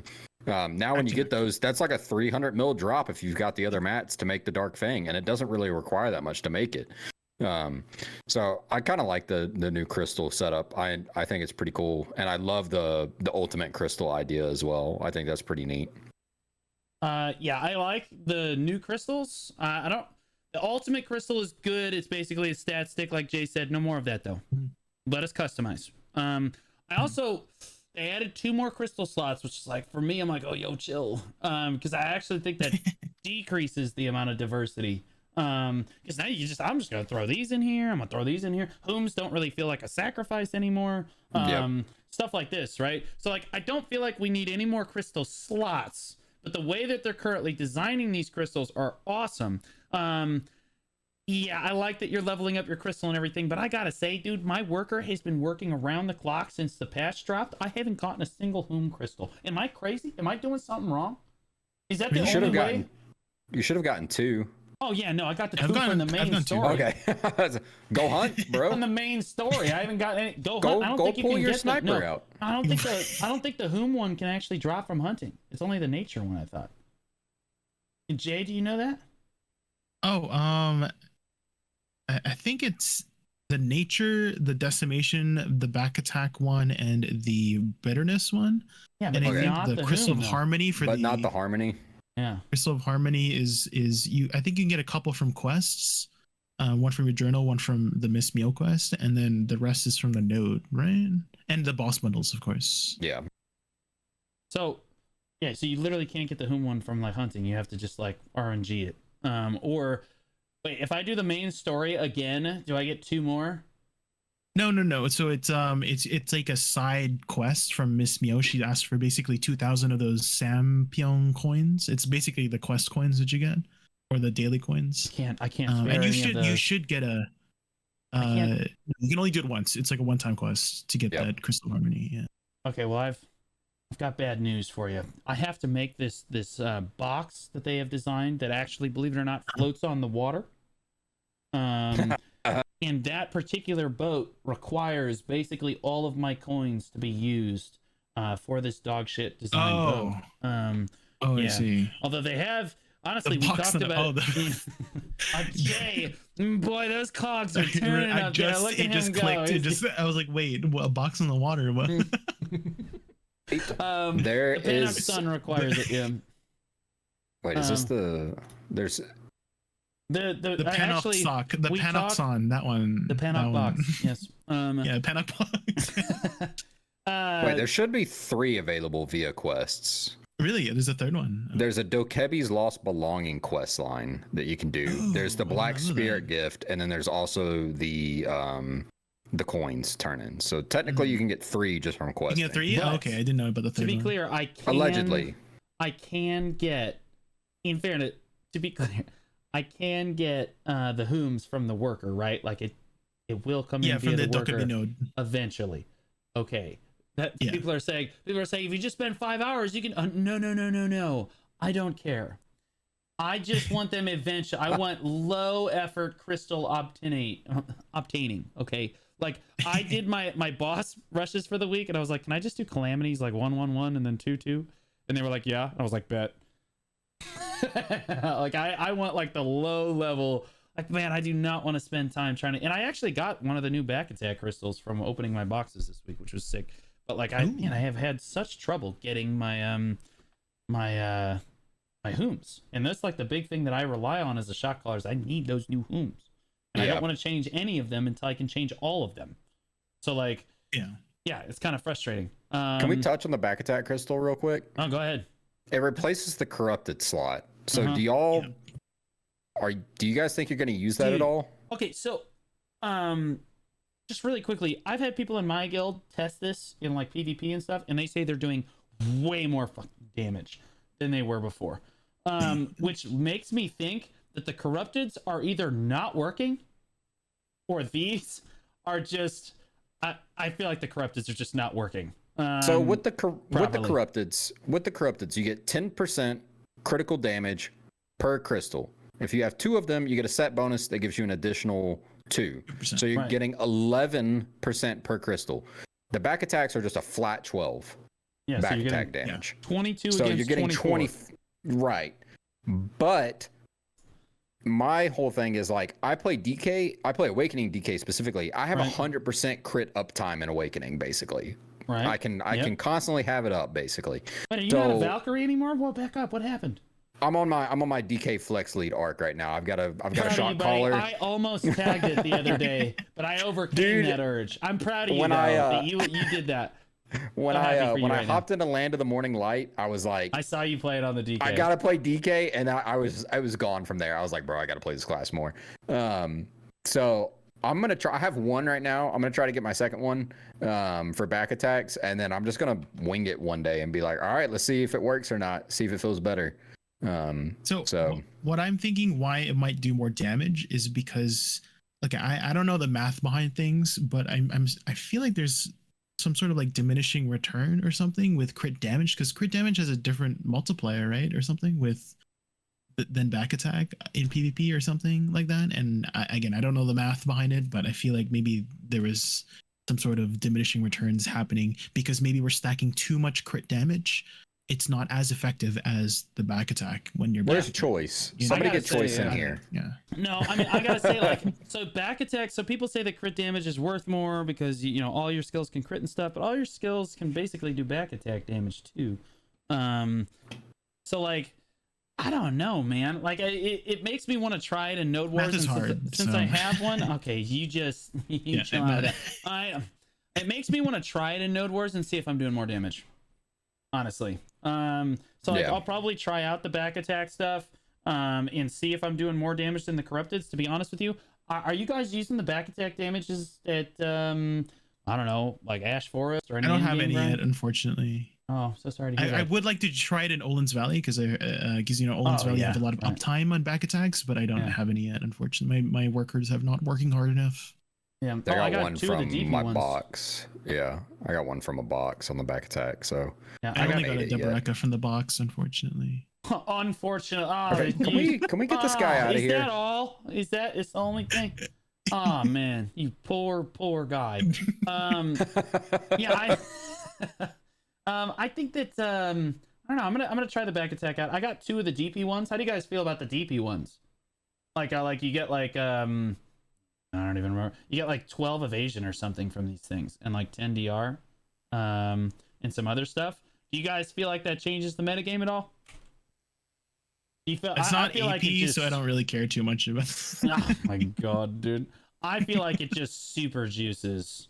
I feel like it super juices evasion. So yeah, we got 20 accuracy through like the like everybody got 20 accuracy for doing the books, which is crazy good.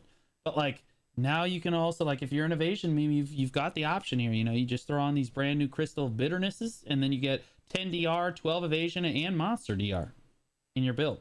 But not that the monster DR really matters all that much. But like I like the DP stuff because as someone with a DP set, oh man, that stuff's juiced.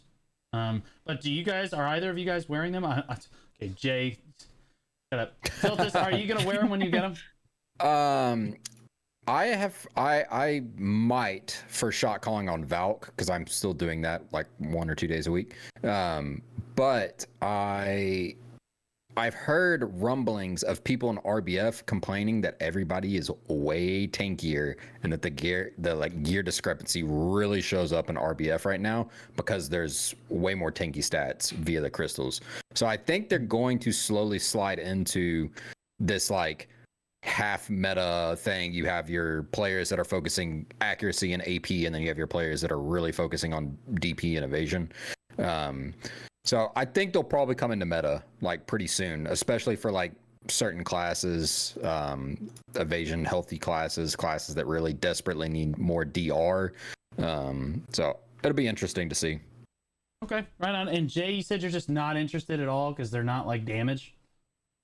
Yeah, because I'm mostly focusing on PvE, and it's not going to really help me in PvE. I find that interesting. You're a shy. I'm not a shy. I'm a Wusa. No. Yeah. You have a tag. No.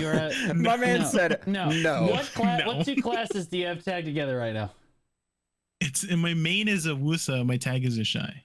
Oh, that's crazy. It's almost like he said the word shy there. Well, So you have a shy, but you don't have a DP set?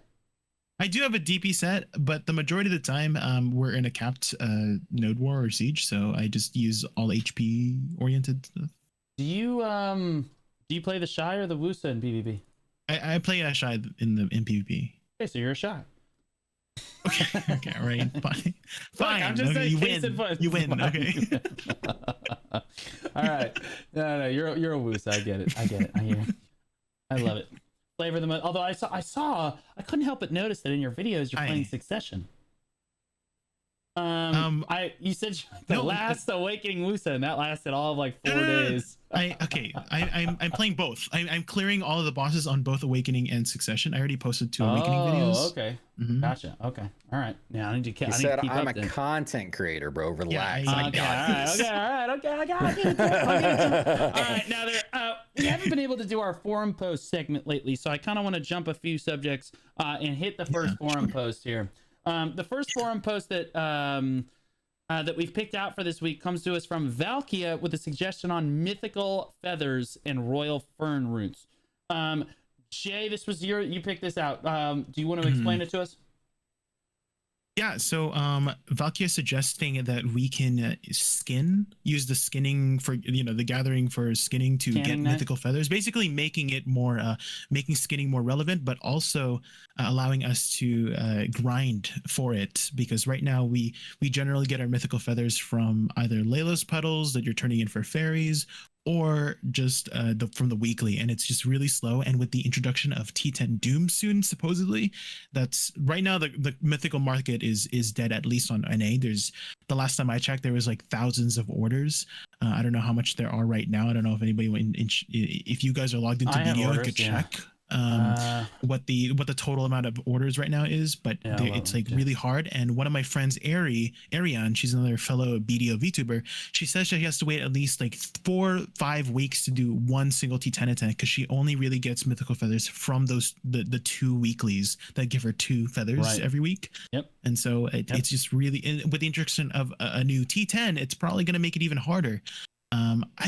At the same time, it's like I heard that on the other servers, like EU servers and C servers, it's not that big of an issue for mythical feathers. But I don't know. It's just how many orders NA did just doesn't have any feathers. How many orders did you say there were for mythical feathers? On the other servers in NA? No, on the other servers. Sometimes they sit, like they tell me on EU, like I'm always complaining in my stream about how it's so hard to get mythical feathers on NA, and then and for people who are in EU, they're like, oh, so I get orders all the time, or sometimes they're sitting, and so I don't know what they're doing over there, but they have way more feathers than us for some reason. They have so somebody in my chat said they've got like 4.5k orders. We have over we have over 7,500 orders on mythical feathers. Okay, maybe it went up when the T10 Doom was. You can literally only order 5 at a time, which doing quick maths, divided by 5 is 1,500 people individually that all have orders on mythical feathers at any given time. And I think it's because NA's gear score average is like juiced, but like, and so we have. Boy, we like our mounts too, but like, it's just this forum post is not wrong. It's just gonna keep getting worse because there's more and more T9s in the game. There's more and more people with multiple T9s in the game that just kind of go for stuff. Like, and they want to do their T10 attempts. And like, I agree that the T10 should be gated. Like, it's some point it should feel rare, right? Like these 3 weeks, and you can't sell it on the marketplace. But like the fern roots should be that throttle, right? Like the fern roots require you to, maybe if you're sweating, it's 1 attempt every 2 weeks, right? If you have like master horse training and you're doing the daily every single day, and you're doing the weekly every single, like on reset every week, it's max at once every 2 weeks. You get a 3% chance at this thing. Like, I think that is more than enough of a gate for players that want a T10. Why are we gating it so hard on these mythical feathers? We've been asking forever. Like, yes, they have. You know what? Oh, good.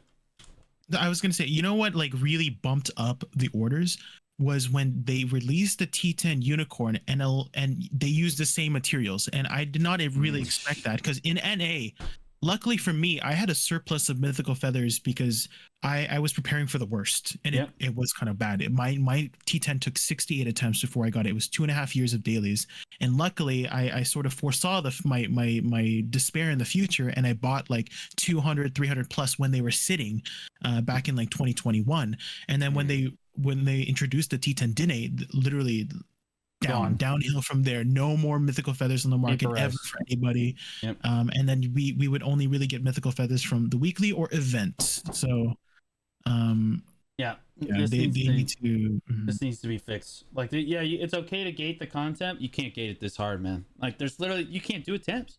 You're talking about one attempt. If you do your weekly, let's see, there's a weekly quest for it, right? That you can turn in Carrot Confit. And what's the other way? There's another one, isn't there? Isn't it like a horse racing weekly or something? It's tanning at Old Wisdom Tree. There's this like little owl. He's asking you for this. That little dude. Okay. Yeah, it's one of the NPCs at Old Wisdom Tree. I can't remember who it was, but he's asking you for this sort of I don't know, it's like Krogdalo's dust or something like that, or something like that. Yeah. No. So you can get 2 a week, which means at best, again, and this exponentially increases the amount you have to do to actually try to do an attempt on this thing. Never mind the fact that every attempt costs you like 500 million silver. Ridiculous. But like, so you can get 2 a week, which means once every 5 weeks, if the mythical feathers are your time gate, and they are right now, on NA and in EU, it's starting to trend that way. You're looking at 1 attempt every 5 weeks for a T10. Bro, that's not for a locked 3% chance. That's already bad, poorly designed enough as it is. The fail stacking system, as bad as it was, at least kept us sane to an extent. I'm 0 Get for it eventually. 30. I have now. I'm 0 for 30. I'm getting ready for my 31st attempt, but again, I'm missing mythical feathers. Yeah. So I'm 0-30 right now, and I'm wondering, oh God, did Jay have it easy at 64 attempts? Because 3%, it's not getting any better, man. I'm looking at this and I'm like, dude, this is just miserable. This is absolutely awful. Yeah, there's some people in chat saying 70 to 75. Mentions he is at 74 attempts for him. So like people are just sometimes people are just really unlucky for this stuff. Yeah. So let's make that a little bit easier on those people, please. It's not even really making it easier. We would like to like we're already doing our weeklies, we're already doing our dailies, catching our horses and doing our stuff. Is it too much to ask for it only to be gated by like 2 or 3 weeks at a time per attempt? So it only takes us 1.5 years to potentially get this impossible horse that we want so badly. I would like to be able to run on water for 3 seconds. True. Are you ready for your triple jump fucking doom? No. I think you said super caution funny, and I'm concerned that you don't really know what's happening. Super caution. It gets anywhere near the edge of a rub. Don't even worry about it. We're coming to a complete fly stop. Backwards. That's actually. right, baby. You just literally like you spend the entire time you're just intentionally running into the side of mountains so that it like immediately darts you backwards, and you just keep doing it over and over again. You guys mean, but it's coming. But yeah, no, like it's gonna keep getting way worse. I don't even know what to do about it anymore. Like, do I just stop doing T10 attempts? Do I just stop caring? Because like I can't get like I'm doing my weeklies and I do my daily every day, and so I'm stocking up Royal Fern Roots, but I have no ability to get mythical feathers. And like the weekly, I'll be honest with you, I do the tanning weekly.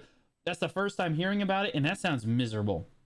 Like, what am I supposed to do? Just park an alt there? What's required for the quest? You have to like tan like 200 things. What is it? So you have to keep tanning the birds or something in Camisylvia until you get this item or something. Oh, it's an I can't RNG remember drop. what the item was called. Oh, good. And then you have to collect enough and then simple alchemy it into the item you need to exchange. And it was I can't remember what the quest take on average. I have no idea. I've never done it because it sounds miserable. So. Yeah, the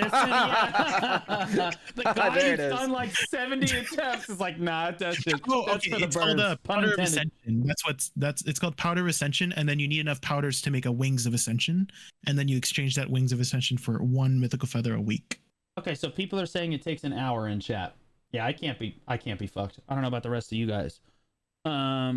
there is not a chance that I'm gonna go tan, because that's just tanning, as Jay said before. If you could grind that out, like if that was like a repeatable, then that would be more useful. But if it's not, it's a once a week thing. So tanning maybe is the Is worst. it only the daily. birds that you get the drop from? Out of Ascension, I think so. And okay, so do the birds? Does the hide from the birds actually do anything for you in game? The Or is it feathers. sitting on the market? No, it just sits on the You market at can- minimum, because you have to do There that you for go. the mana pot. It's terrible. It's terrible. Tanning is terrible content right now. They need to rework the whole system. Every time they rework life skills, they just overlook all this stuff, and they're like, okay, it's fine. Like, they just think that they buff Gathering as a whole, and that all of Gathering gets better. Tanning has been in the dumpster for years. It has not been good since, I'm not joking, I'm gonna throw you back here to rhinos. I used to tan rhinos so that I could make Grunil at a Medaya freaking workshop like 5.5 years, 6.5 years ago. Like, jeez, bro. And it's just been terrible ever since. They need to buff tanning, and a great way to do it is just to give them the mythical feather drop. Yeah, And don't that would make it make it relevant. impossible either. Like, give them like 5 mythical feathers an hour. I know that sounds crazy, but that's the only money they're making from tanning. So like 5 an hour is not super bad. It's 40 mil.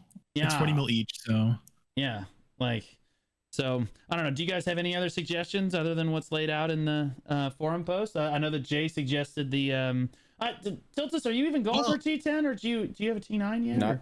Not. I know, I'm messing with you. He's You've got a seen my Pegasus. horse. He's got a Pegasus, Okay, you too. called me out on that horse. We had a very long talk about He's that got a horse, Peggy sir. with a green horse do you saddle have? at base. Yeah.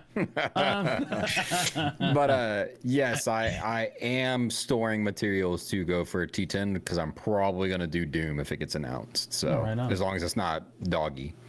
Right. Okay. So I was going to add something at the end there. Yeah, go. In addition to this post, was to also have you guys ever done Lakiaro gathering? Oh, Because God. I actually Yes. really enjoyed Lakiaro gathering. It was actually pretty fun because I've always enjoyed those kind of puzzle games. Yeah. And Yeah. I actually did it seriously for a week, and then I stopped because there was no rewards. But if you could add maybe mythical feather, well, there's guaranteed actually reward. mythical feathers in it, but if you can guarantee it in there, that would be way better. Or even add ferns to it. Like I feel like that would make sense that you would give royal ferns in the Lakiaro root gathering. So Wait, you're a I did that genius. for the first time last week. It's the first time I'd It's ever like done it. Minesweeper, right? Like it's Yeah, basically Minesweeper. It's literally Minesweeper. My only experience with that is watching Morlin do it. That's how old it is. Is watching Morlin do it Pretty old, endlessly on stream, because he loved doing it. And honestly, it was really engaging to watch him like figure it out, right? Like he I love puzzles. understood it. Yeah, like it was cool. But you're absolutely right. Add it to anything, bro. We need help. This is, although I honestly I feel like I'm screaming into the void. I feel like what's our boy's name? I feel, oh man, the dancing guy.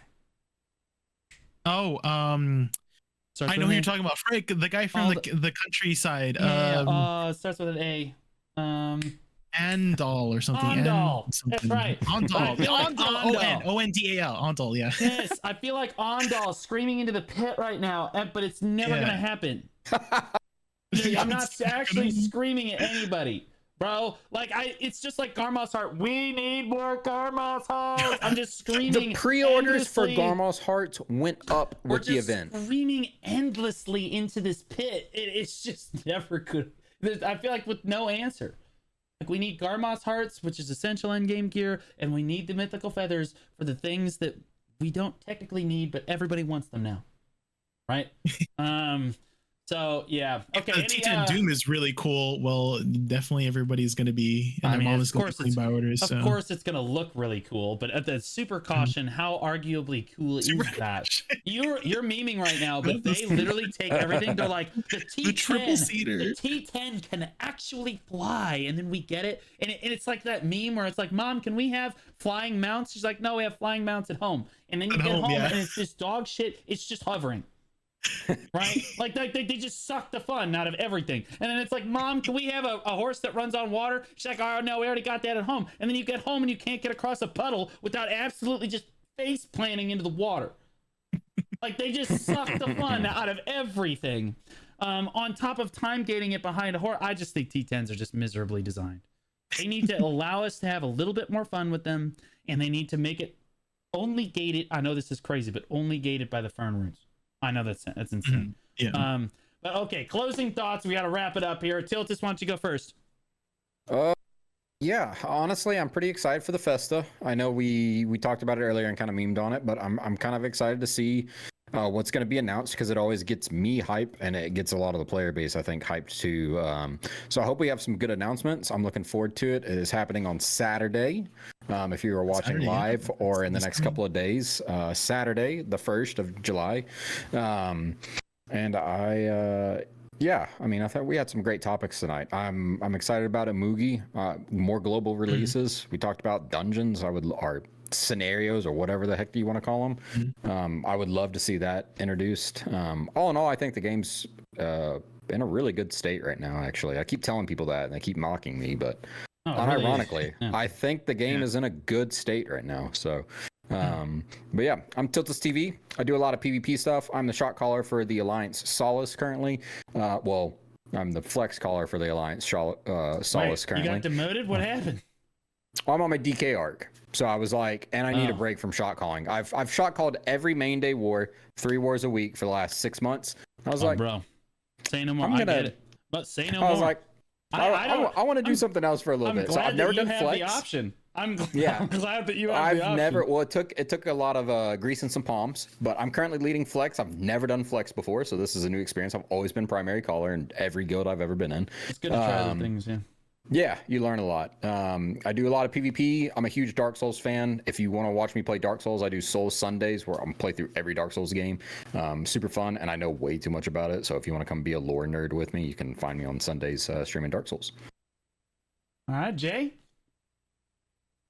I suck at closing thoughts, so I'm just going to piggyback off Tiltus and agree with everything he said.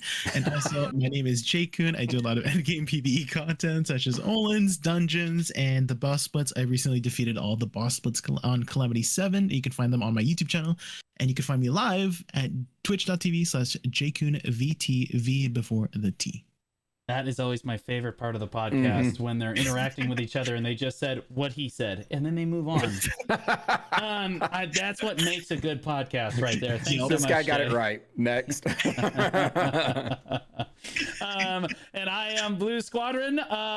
Prelude to coming events. Next week, I'm actually out of town. I'm actually going to be like unreachably in a canyon, whitewater rafting with my family. So I'm going to be completely off the grid. I will not be here for the next podcast, but I believe that Jay and Tiltus are setting something up with a special guest.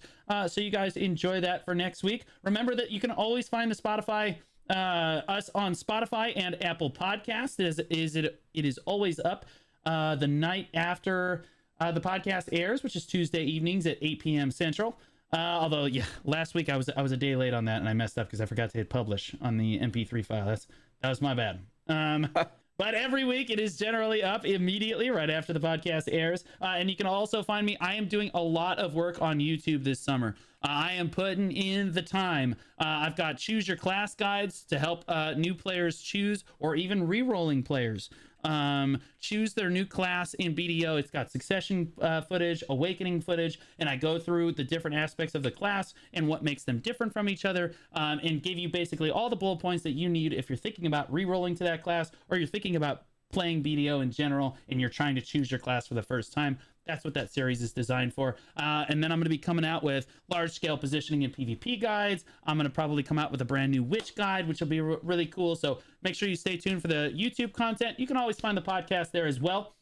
I stream live at twitch.tv/Blue Squadron Saturday, Sunday, Monday, Tuesday, except this coming week where I am off for the first time in a year and a half. I physically cannot actually make content for a week, for a full week. He said, I'm so addicted, I have to leave.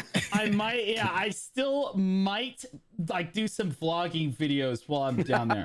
Nice. I don't know if I can actually like, cause I'm gonna be sitting in front of like Hey, Dinosaur guys. National Monument and shit. Like I'm gonna be like it'll be like, hey guy, like, but I'll put it up like later, not like live, not like IRL stream. I'll put it up like later and be like, okay, yeah, this is what happened on my vacation. So, I don't know, we'll see. But anyway, there's always honestly, you know how they say in BDO, the adventure never stops, the content never stops Yeah. in this channel. Yeah. So make sure you guys catch us on Spotify or listen to the podcast. It really helps us support the content, whether you're on Jay's channel, Tiltus's channel, or my channel, or you're listening to it on YouTube, Spotify, or Apple Podcasts. We absolutely love all of our listeners. Thank you so much, and we will see you next week. Yeah.